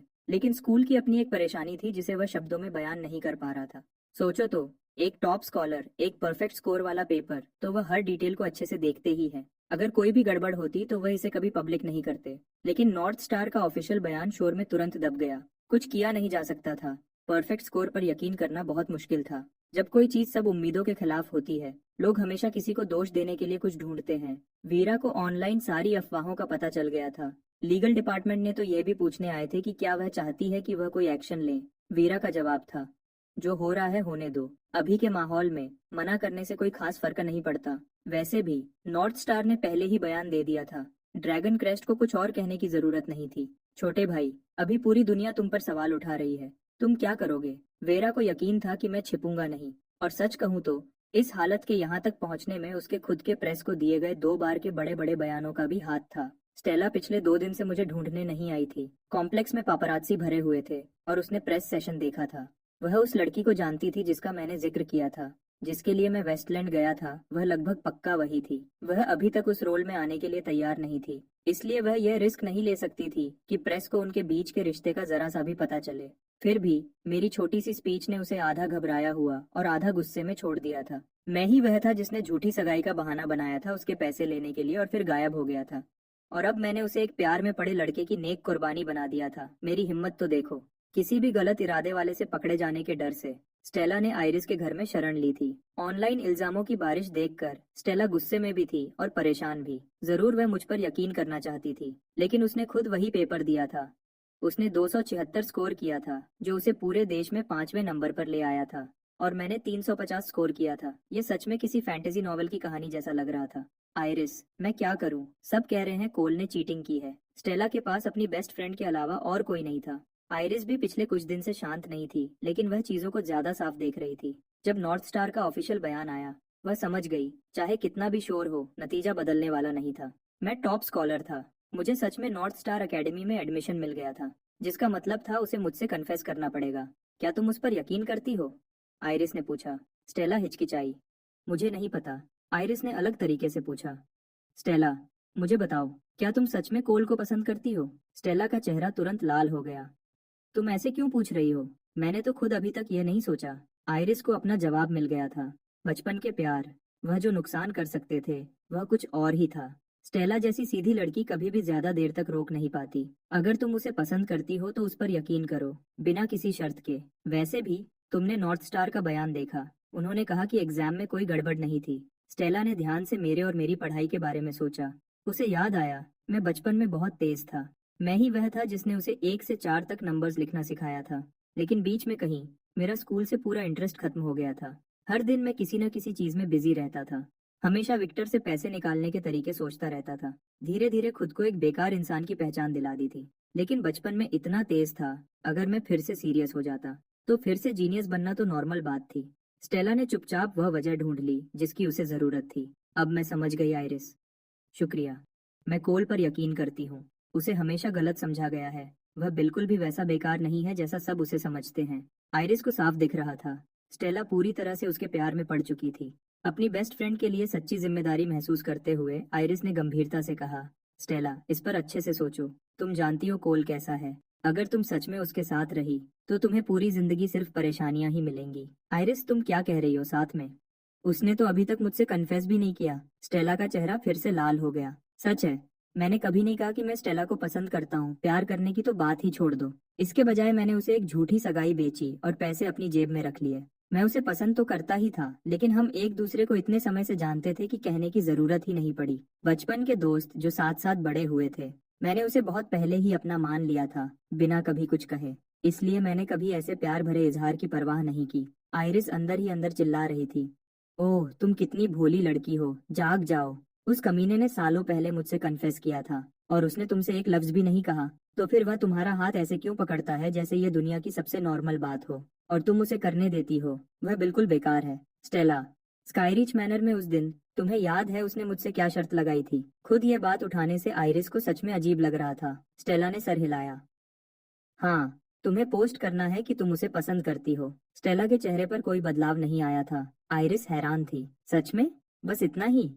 तुम ठीक हो उसके ऐसा करने से? वह सच में नॉर्थ स्टार एकेडमी में आ गया, आइरिस ने कहा। मुझे पता है, स्टेला ने कहा। स्टेला ने हाथ बढ़ाया और आइरिस का हाथ पकड़ लिया। कोल ने मुझे सब कुछ समझाया। उसने यह हमारे लिए किया। और फिर स्टेला ने मेरी पूरी कहानी आइरिस को एक एक लफ्ज बता दी। हे भगवान, इस लड़की को मनाना कितना आसान था। हे ऊपर वाले, क्या कोई उस कमीने कोल पर बिजली गिरा सकता है? आइरिस, शांत हो जाओ, मुझे सच में कोई दिक्कत नहीं है। कोल को अपनी ढाल बनाकर तुम बिना किसी फिक्र के अपनी पढ़ाई पर ध्यान दे सकती हो। तुमने खुद मुझे बताया था कि तुमने सालों से म्यूजिक में कितना कुछ लगाया है, कि अब इंस्पिरेशन खत्म हो गई है।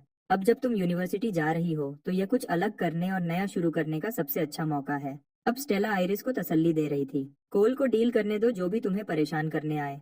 और मैं पिछले 2 दिन से इस बारे में सोच रही हूँ। अगर तुम कोल को कन्फेस कर दोगी तो जो लड़के मेरे पीछे पड़े हैं वह भी हिम्मत नहीं करेंगे। शुक्रिया, स्टेला। 3 तरफा जीत? ज्यादा तो यह था कि मैं सब कुछ जीत रहा था और बाकी सब खुद को कह रहे थे कि सब ठीक है। जीयू रेजिडेंस में वापस विक्टर और लिली अपने बेटे को लेकर बहुत परेशान थे। विक्टर खास तौर पर गुस्से में था। कंपनी में प्रेस के आने वाले दिन वह शुरू में गर्व से फूला नहीं समा रहा था, लेकिन उसके बाद जो तेज इल्जाम लगे उनसे बचना मुश्किल था। इस पूरे झमेले ने विक्टर का मूड खराब कर दिया था और उसे सबको छुट्टी देने का अफसोस होने लगा था। अब वह बस तुरंत ग्राफीन बैटरी लॉन्च करना चाहता था और पूरी दुनिया को बताना चाहता था, ये मेरे बेटे की बनाई हुई चीज है, वो कोई बेकार नहीं है। वो एक जनरेशन में एक बार आने वाला जीनियस है जो जब चलता है तो बिजली की तरह गिरता है। माँ पापा, मैं ठीक हूँ, दुनिया ऐसे ही चलती है। कभी कभी उन लोगों को खुद को साबित करना पड़ता है जिनसे कोई फर्क नहीं पड़ता। मैंने उन्हें हमेशा की तरह शांति से तसल्ली दी। कोल, वह अफवाह फैलाने वाले लोग बहुत बुरे हैं। क्या मैं तुम्हारे दादा को बुलाकर उन बुरे लोगों से निपटने को कहूँ?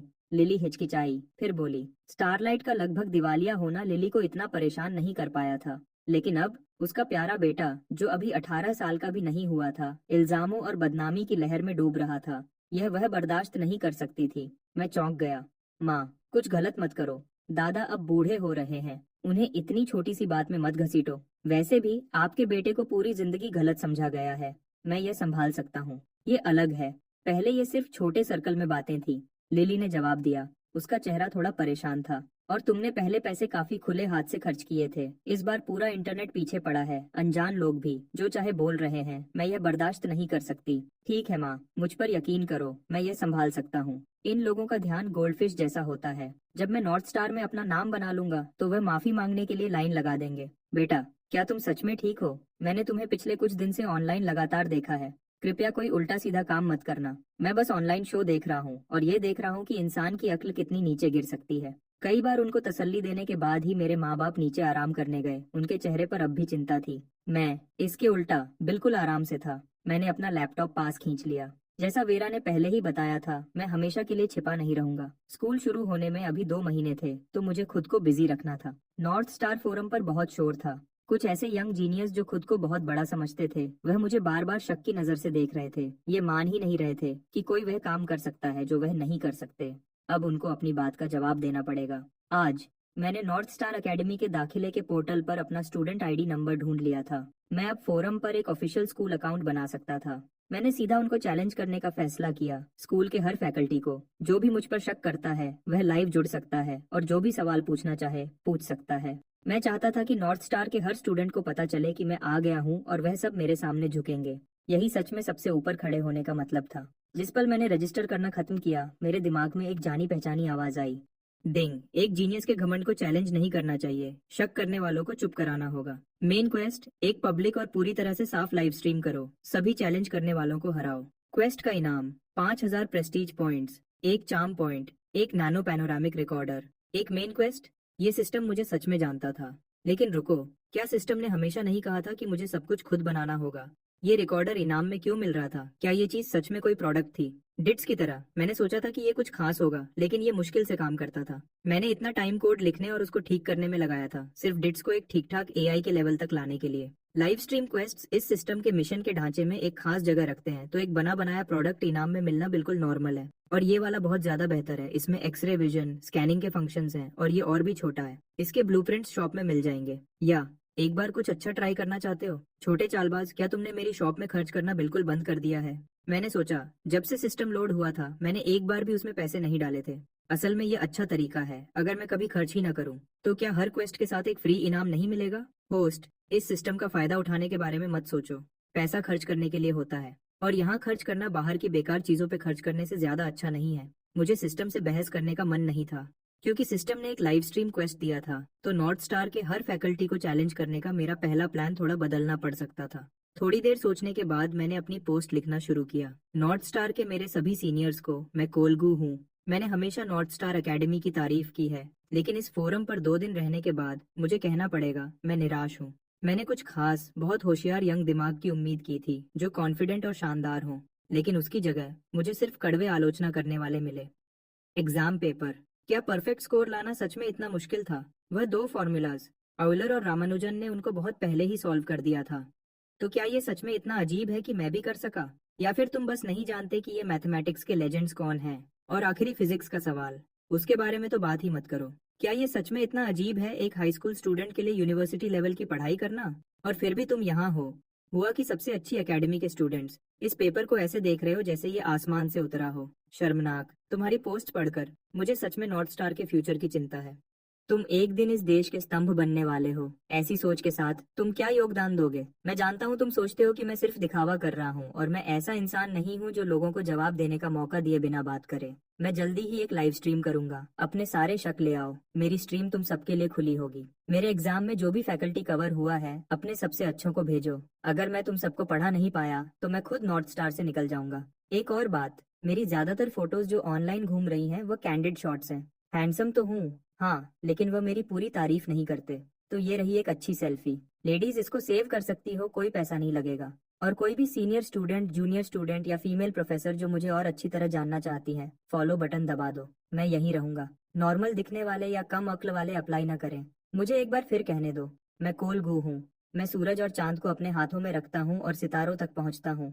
इस दुनिया में मेरे जैसा कोई और नहीं है। जिस पल पोस्ट लाइव हुई, नॉर्थ स्टार फोरम में हंगामा हो गया, और कुछ सेकंड्स बाद पूरे इंटरनेट पर भी यही हुआ। मेरी बातें और मेरी बहुत अच्छी सेल्फी आग की तरह फैल गई। बहुत सारी लड़कियां तुरंत फैन बन गईं। मैंने जो लिखा था उसमें से कुछ औरतों के लिए ज्यादा इज्जत वाला नहीं था, लेकिन दुनिया चेहरे से जज करती है, और यही सच था।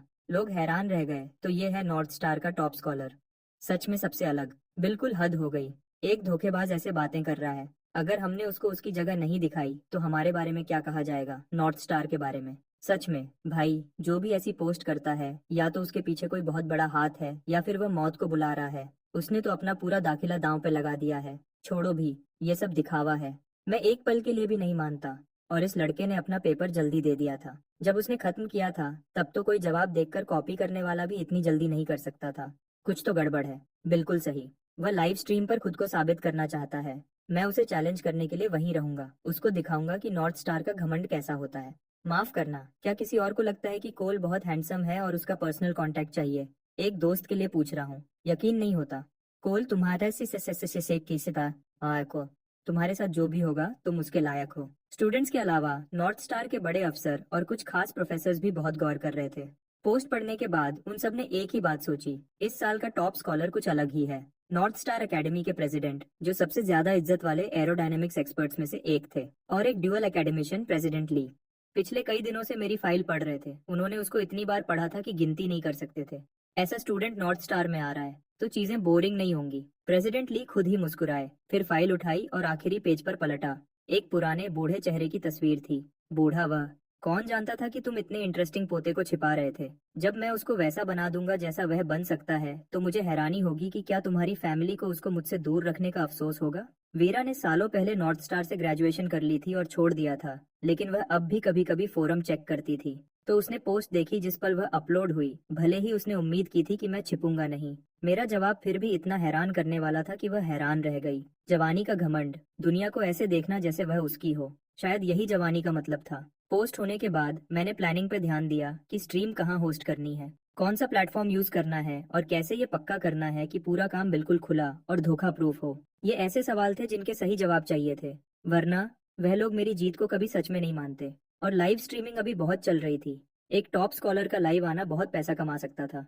मैं लगभग 18 साल का था और मैंने अभी तक अपना पहला फाइनेंशियल गोल भी पूरा नहीं किया था। यह सच में शर्मनाक था। मेरे उनसे बात करने से पहले ही कई बड़े प्लेटफॉर्म्स खुद ही मेरे पास आए। उन सब ने स्ट्रीम को सपोर्ट करने की पेशकश की, बिल्कुल फ्री में। मैं जोर से हंसने ही वाला था। क्या उनको लगा मैं कल का पैदा हुआ हूँ? मुझे इन ऑनलाइन कंपनीज के लिए सब्र नहीं था। बेहतर था कि मैं किसी ऐसे के साथ काम करूं जिसे मैं पहले से जानता था। टीएन हाई टीवी के ब्रॉडकास्टिंग डिपार्टमेंट का हेड, उस रिपोर्टर के साथ जिसने एग्जाम के बाद मेरा इंटरव्यू लिया था। हम तीनों एक मीटिंग रूम में बैठ गए। मिस्टर कोल, ये थोड़ा ज्यादा नहीं है, आपको नहीं लगता? हम सारा काम कर रहे हैं और आप 60% लेना चाहते हो? ये बहुत ज्यादा है। मैं मुस्कुराया। मैं तो 70 मांगने वाला था। ये एक्स्ट्रा 10% तुम्हारा इनाम है कि तुमने हाल ही में ऑनलाइन बेकार चीजें पोस्ट नहीं की हैं और अपनी ईमानदारी बरकरार रखी है। माना कि तुम्हारे जैसे स्टेशन के कुछ रूल्स होते हैं। जब नॉर्थ स्टार ने अपना बयान दिया तो तुम भी ज्यादा कुछ नहीं कर सकते थे। मैनेजर भाई, 40% बहुत है। तुम्हारे स्टेशन के लिए यह आसमान से गिरने वाला पैसा है। हो सकता है, लेकिन तुम्हें ज्यादा हिस्सा लेते देखना मुझे ठीक नहीं लगता। 50-50, मैनेजर बाई ने कहा। मैंने कॉन्ट्रैक्ट उठाया और उसे रख दिया। मैं किसी और को ढूंढ लूंगा जो 30 लेगा। अलविदा। मिस्टर कोल, रुको, मैं साइन करूंगा। मैं मुस्कुराया और कॉन्ट्रैक्ट वापस टेबल पर फेंक दिया। मैं कल अपने लॉयर को यहाँ बुलाऊंगा ताकि डिटेल्स फाइनल कर सकें। टाइम कम है तो देर रात तक काम करना पड़ सकता है। वह 40% कितने का होगा यह पूरी तरह तुम पर है। और ये कहकर मैं चला गया। टीएनएचआई टीवी के साथ डील सीधी थी। टीएनएचआई टीवी के पास स्ट्रीम होस्ट करने के खास अधिकार होंगे। स्ट्रीम लाइव होने से पहले वह स्पॉन्सर साइन कर सकते थे, स्ट्रीम रूम में लिंक्स लगा सकते थे और दूसरे प्लेटफॉर्म्स को ब्रॉडकास्ट राइट्स भी दे सकते थे। स्ट्रीम कैसे चलेगी यह पूरी तरह टीएन हाई टीवी का फैसला होगा। एक शर्त थी कि देखना फ्री होगा और फुटेज पूरी तरह से खुली और साफ होगी। जब सब खत्म हो जाएगा तो हर पैसे का 60% मुझे मिलेगा, 40% टीएनएचआई टीवी को। बॉस, इतना बड़ा कॉन्ट्रैक्ट, क्या स्टेशन डायरेक्टर को इससे कोई दिक्कत होगी? फीमेल रिपोर्टर ने थोड़ा घबरा कर पूछा। दिक्कत? ये नॉर्थ स्टार एकेडमी का टॉप स्कॉलर है। उसकी स्ट्रीम ज्ञान की लड़ाई है। एक जनरेशन के सबसे होशियार दिमागों का टकराव है। क्या इससे अच्छा लाइव स्ट्रीम का आइडिया हो सकता है? मैनेजर बाय बहुत खुश था। नेगोशिएशन टेबल की सारी परेशानी बिल्कुल गायब हो चुकी थी। जाओ, सबको बता दो।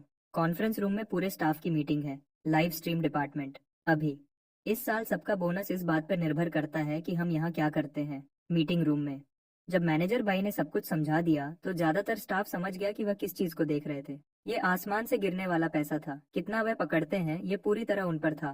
पहला काम, ये खबर फैलाओ कि हमने एक्सक्लूसिव ब्रॉडकास्ट राइट्स ले लिए हैं। बड़े ऑनलाइन प्लेटफॉर्म्स खुद हमारे पास आएंगे। इस कहानी का ऑनलाइन असर इतना बड़ा था कि उसे नजरअंदाज नहीं किया जा सकता था। लेकिन बॉस, अगर हम ब्रॉडकास्ट राइट्स को आगे बेचते हैं तो क्या हम अपना ट्रैफिक भी बांट नहीं देंगे? किसी ने पूछा। मैनेजर बाई ने जवाब दिया, हम एक टीवी स्टेशन है। हम कभी भी यंग ऑनलाइन ऑडियंस को अपनी तरफ खींचने में अच्छे नहीं रहे हैं। इस इवेंट की गर्मी धीरे धीरे खत्म हो जाएगी। हमारे लिए ट्रैफिक दूसरी चीज है, पैसा ही सब कुछ है। शानदार बॉस, लेकिन लाइव चैलेंज के कनेक्शंस हमारे चैनल से ही होने चाहिए। हम ऐसी विजिबिलिटी नहीं दे सकते। सब कुछ बेच दो तो उसकी कीमत कम हो जाती है। उनको फुटेज दो, कनेक्शन चैनल अपने पास रखो। फिर एडवर्टाइजिंग का हिस्सा है। हम एक ब्रॉडकास्टर हैं, हमें अपने स्पॉन्सर्स को ध्यान से चुनना होगा। हम यहाँ थोड़ा पैसा छोड़ सकते हैं, वरना ऊपर वालों को समझाना मुश्किल होगा। रूम में हर इंसान तेजी से नोट्स ले रहा था और अपने साल के आखिरी बोनस के सपने देख रहा था। ऑनलाइन के अलावा ग्राउंड पर भी पैसा कमाया जा सकता है। कोल ने खुद कहा था कि जगह बड़ी होनी चाहिए, पूरे 360 डिग्री व्यू के साथ। हम उसको बिल्कुल वही देंगे। बॉस, आप एंट्री फीस लेने का तो नहीं सोच रहे हो ना? Entry fees? हम एक टेलीविजन स्टेशन है, हमारे कुछ रूल्स हैं। हम आम लोगों की जेब नहीं काटते, तो हम ग्राउंड पे पैसा कैसे कमाएंगे? शॉर्ट वीडियो अभी बहुत चल रही है, इंडिपेंडेंट क्रिएटर्स हर जगह हैं। कौन नहीं चाहेगा लाइव स्ट्रीम वेन्यू की ग्राउंड से फुटेज? हम उनको खुद स्ट्रीम करने देंगे, फीस लेकर। उनको दूर रहना होगा और कोल की स्ट्रीम में दखल नहीं देना होगा। सिक्योरिटी के साथ इस पर बात करो, बजट में कमी मत करना। बॉस, आप जीनियस हो, उसके एक स्टाफ ने बहुत तारीफ करते हुए कहा। सब लाइसेंसिंग, स्पॉन्सरशिप्स, मर्चेंडाइज और पेड ऑन साइट फिल्मिंग, ये सब एक साथ चल रहे थे। मैनेजर बाय, ये कहना पड़ेगा, बहुत तेज था। जब मैनेजर बाय का पहला प्लान बन गया तो मैं खुश था। नाम और पैसा दोनों की अपनी कीमत होती है, लेकिन इंसानियत के फ्यूचर के लिए मुझे ये सब सहना ही पड़ेगा। मैं स्ट्रीम को लेकर कॉन्फिडेंट था, लेकिन जो लोग मुझे चैलेंज करने वाले थे वह तैयार होकर आएंगे, और इसका मतलब था कि मुझे भी तैयार रहना होगा। सबसे पहले मैंने अपने नए कमाए हुए 10,000 प्रेस्टीज पॉइंट्स को अपनी ताकत बढ़ाने में लगा दिया, खासकर मैथ और फिजिक्स पर। ये दो सब्जेक्ट सबसे मुश्किल चैलेंजेस लाएंगे। मैथ में 64 और फिजिक्स में 63 पॉइंट्स के साथ मैं किसी भी चीज का सामना कर सकता था। अपनी ताकत बढ़ाने के बाद मैंने बचे हुए 500 प्रेस्टीज पॉइंट्स खर्च किए। शॉप से 2 प्रॉब्लम सॉल्विंग कार्ड्स खरीदे बैकअप के लिए, बस अगर किसी जरूरी वक्त पर मेरा दिमाग काम करना बंद कर दे तो। ये सब तैयार होने के बाद मैं पीछे होकर आराम करने लगा। बस इंतजार कर रहा था कि हर उस चैलेंजर को हरा दूं जो आने की हिम्मत करेगा। लेकिन मेरे आसपास के लोग बहुत परेशान थे। स्टेला ने तो स्ट्रीम में शामिल होने और मुश्किल सवालों का सामना करने में मेरी मदद करने की पेशकश भी की। मैंने उसे मना कर दिया। मेरी शानदार यूनिवर्सिटी लाइफ अभी शुरू भी नहीं हुई थी। कितनी सारी लड़कियां थीं जिन्हें इम्प्रेस करना था। यह सब मेरे आगे था, मैं बंद कर नहीं रह सकता था। वैसे भी मैं पहले ही दूसरे लड़कों से काफी जलन पैदा कर रहा था, इसे और खराब करने का कोई फायदा नहीं था। वह दिन आखिर आ ही गया। मैं टीएन हाई टीवी पर पहुंच गया, जैसा कि वादा किया था। जगह थी हेशियन ग्रैंड प्लाजा का सेंटर, स्टेशन के बिल्कुल सामने। टीएन हाई टीवी के साथ काम करना सही फैसला था, इसमें कोई शक नहीं था। हर तरह का प्रोफेशनल सामान, पूरी सिक्योरिटी चेक और टेक्निकल तैयारी। प्रोफेशनल लोग प्रोफेशनल काम कर रहे थे। मिस्टर कोल, तैयार हो? मैनेजर बाई ने पूछा। बिल्कुल, मैं पूरा रिलैक्स दिख रहा था। और हम लाइव जाते हैं। सब डिपार्टमेंट्स की आखिरी जांच। काउंटडाउन 1 मिनट में शुरू होगा। मैं तुरंत स्क्रीन पर नहीं आया। एक होस्ट ने पहले ऑडियंस को बताया कि स्ट्रीम किस बारे में है और चैलेंजेस कैसे होंगे। बिना किसी देरी के आज के स्टार को स्टेज देते हैं। टीएन हाई का पहला टॉप स्कॉलर, नॉर्थ स्टार ने जब से अपना अलग एडमिशन प्रोसेस शुरू किया है, तब से पहला परफेक्ट स्कोर पाने वाला। और टीएन हाई में सबसे हैंडसम नौजवान के रूप में मशहूर कोल गू। मेरी भौहें दूर के पहाड़ों जैसी, आंखें सितारों जैसी, चेहरा साफ और गर्व से भरा, और होंठों के कोने पर एक मुस्कुराहट। एक सादी सफेद शर्ट, एक आम स्टूडेंट जैसा दिखने वाला, फिर भी मैं नीले आसमान से भी ज्यादा चमक रहा था। मैं दोपहर की धूप में खड़ा था, जवान, चमकदार, एक ऐसा इंसान जो दुनिया को सिर्फ अपनी मौजूदगी से बेहतर बना देता है। ओह वाह, वह कितना खूबसूरत है, मुझे बचाओ। इतना अच्छा दिखने वाला इंसान धोखा नहीं कर सकता, वह लोग बस जलते हैं। क्या खूबसूरत और होशियार होना जुर्म है? कमेंट्स तुरंत हर स्ट्रीम रूम में भर गए। जो कुछ भी कहना जरूरी था वह मैं पहले ही उस नॉर्थ स्टार फोरम पोस्ट में लिख चुका था, और होस्ट ने बाकी सब बता दिया था। तो चलो सीधे शुरू करते हैं। मुझे उम्मीद है कि आप सब कुछ ऐसा लाए हो जो मेरे वक्त के लायक हो। मैं सच में नहीं चाहता था कि मेरा पहला लाइव स्ट्रीम बिल्कुल बोरिंग हो। अब भी इतना घमंडी? कोल, मैं हमेशा तुम पर भरोसा करता हूँ। इस हिम्मत के नतीजे होंगे। इंतजार है कि यह उसके चेहरे पर फट जाए। सच कहूँ तो एक धमाका बेहतर कंटेंट बनाएगा। दुख की बात है कि मैं इतना बेवकूफ हूँ कि उसे चैलेंज भी नहीं कर सकता। अभी मेरे पास कमेंट्स के लिए वक्त नहीं था। नियमों का पालन करते हुए मेरा पूरे शरीर का स्कैन हो रहा था, यह कंफर्म करने के लिए कि मेरे पास कोई छुपा हुआ कम्युनिकेशन या स्मार्ट डिवाइस नहीं है। बिना किसी रुकावट के चेक पास करने के बाद मुझे आखिरकार डिट्स की ताकत का एहसास हुआ, क्योंकि उन स्कैनर्स में से कोई भी ये नहीं बता पाया कि मेरी उंगली में जो सादी सी अंगूठी थी उसमें एक सुपर एआई था। हालांकि डीआईटीएस की अभी की ताकत के साथ ये असली स्ट्रीम के दौरान ज्यादा मदद नहीं कर पाता। मैं बस इसे पहनने का आदी हो गया था। यदि ये एक सिस्टम क्रीचर था, इसे हमेशा पहने रहना चीजों को आसान बनाता था। ठीक है, हम स्ट्रीम से एक कमेंट चुनकर उसका जवाब देंगे।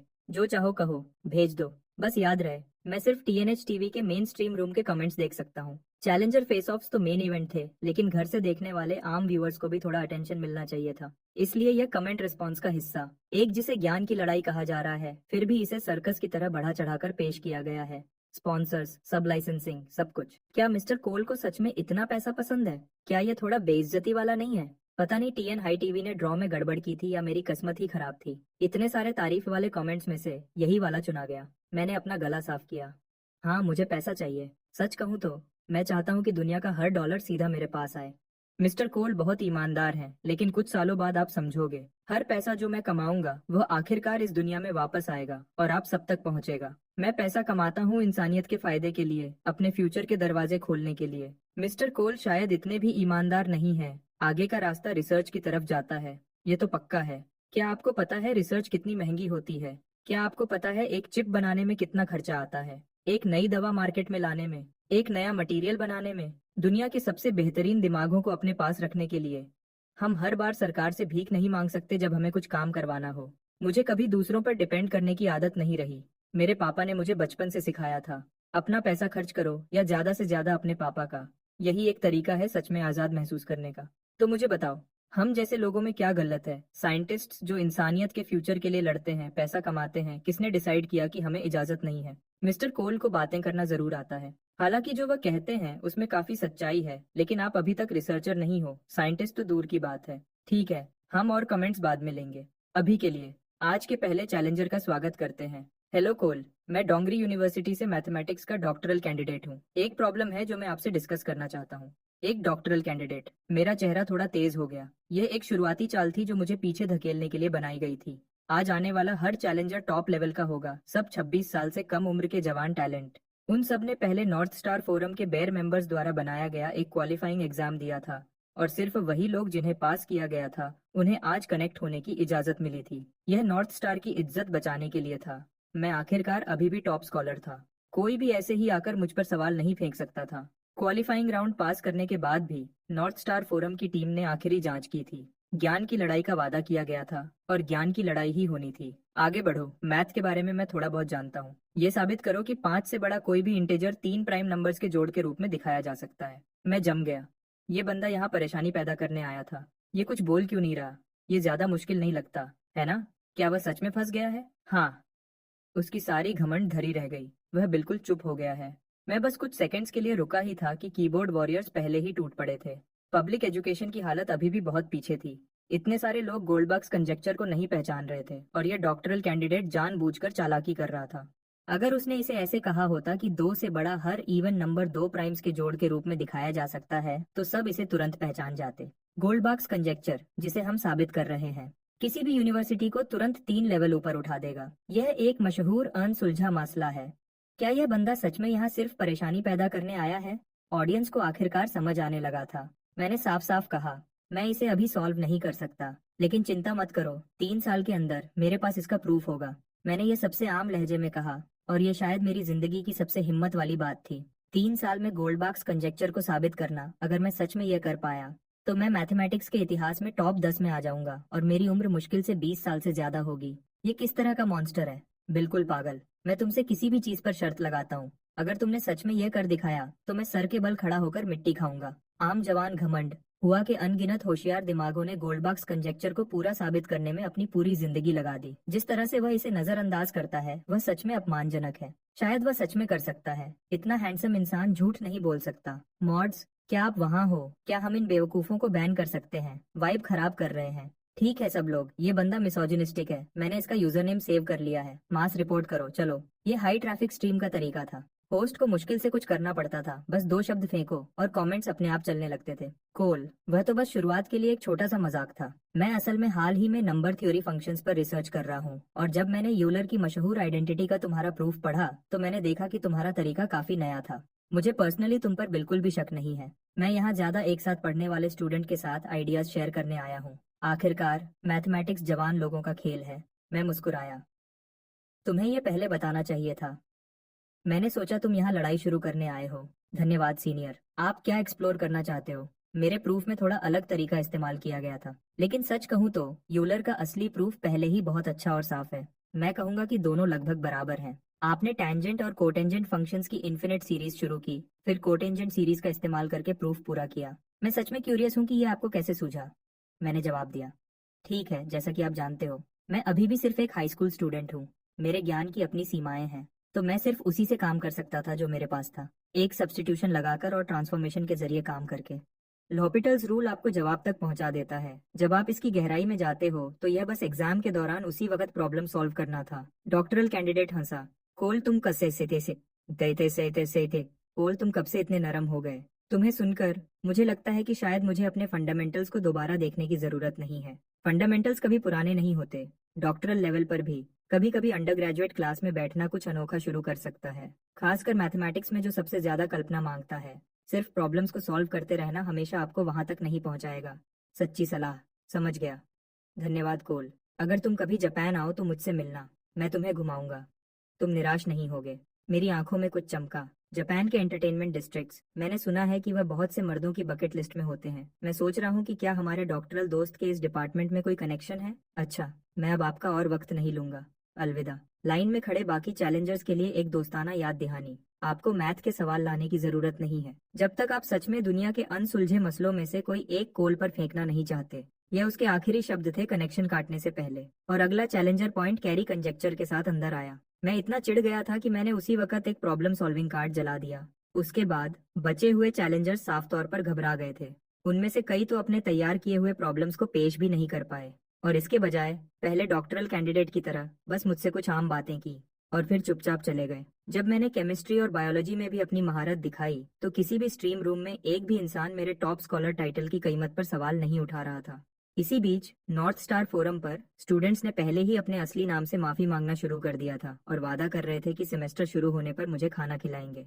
रुको, हमने काफी प्रॉब्लम्स सॉल्व कर लिए हैं, चलो कुछ और कमेंट्स लेते हैं जवाब देने के लिए। मैं ऐसा इंसान नहीं हूँ जो अपनी ऑडियंस से अलग हो जाए, पूरा वक्त ऐसे प्रॉब्लम्स पर लगाए जिन्हें कोई समझ ना सके। ये सबकी सेल्फ एस्टीम पर चोट है। माफ करना, मुझे सब समझ आया, मैंने तो इसे खुद सॉल्व किया। स्ट्रीमर्स को हम पर भरोसा नहीं है। अगर तुम इतने ही महान हो तो निंगन आओ, हम तुम्हें तुम्हारी जिंदगी का सबसे अच्छा स्पाइसी हॉटपॉट खिलाएंगे। स्ट्रीम को सवालों और नकली गुस्से से भरते देखकर मैं सच में खुश हुआ। आम लोग हमेशा उन्हें ज्यादा एंटरटेनिंग होते हैं जिन्हें जीनियस कहा जाता है। Streamer streamer startled wild geese rise but cannot form their letters के बाद अगली लाइन क्या है? सर्च करना मना है। मैं इसे देखकर लगभग हंस पड़ा।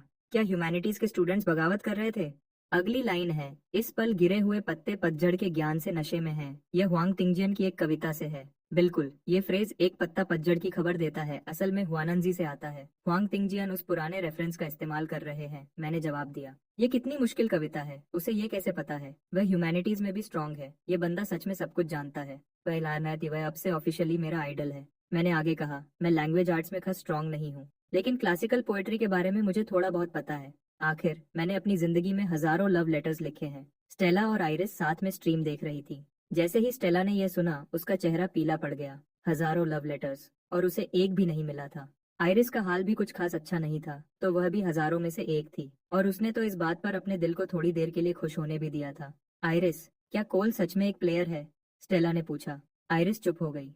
क्या ये पूछने की जरूरत थी? लेकिन उसने फिर भी अपनी दोस्त के लिए पूरी कोशिश की।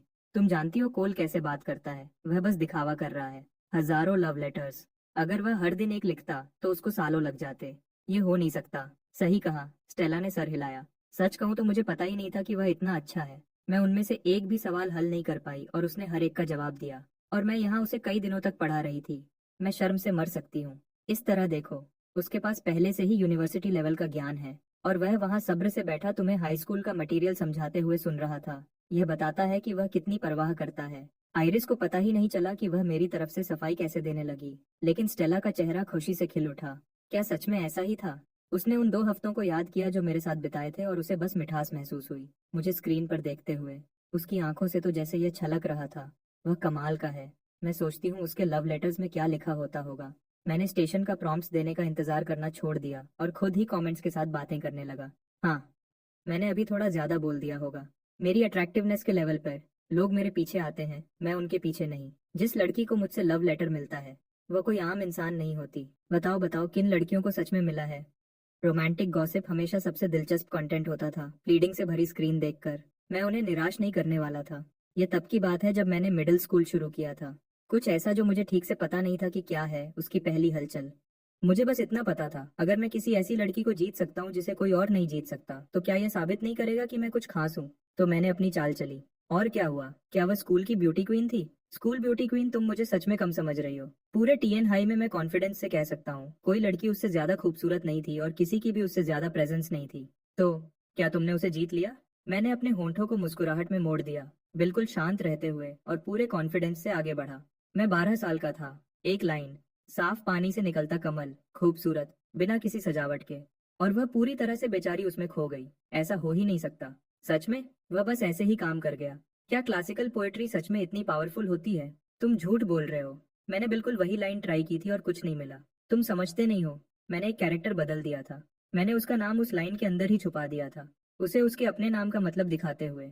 मेरे जैसे अटेंटिव, टैलेंटेड और अच्छे दिखने वाले के साथ वह कैसे मना कर सकती थी? मैं सच में टीएन हाई से हूँ। हम एक ही मिडिल स्कूल में भी थे। कोल, क्या तुम आइरिस लिन की बात कर रहे हो? मैं भी टीएनआई नंबर 1 में गया था। जैसा मुझे याद है, आइरिस लिन ने मिडिल स्कूल में कभी किसी को डेट नहीं किया। वह पढ़ाई में डूब गई थी और थोड़े टाइम बाद मुश्किल से दिखती थी। कमेंट्स को चीजें जोड़ते हुए देखकर मैं जानता था कि मैं पकड़ा जाने वाला हूँ। मैंने जल्दी से टियानहाई टीवी के क्यू से अगला कमेंट उठाया। वह सब अब पुरानी बात हो गई है। जवानी के एहसास हवा की तरह उड़ जाते हैं। चलो देखते हैं स्ट्रीम में हमारे लिए और क्या दिलचस्प सवाल हैं। वापस स्टेला के घर पर स्टेला ने आइरिस की तरफ देखा। उसकी आंखों में पूरा कंफ्यूजन था। आइरिस, तुम और कोल मिडिल स्कूल में एक दूसरे को पसंद करते थे?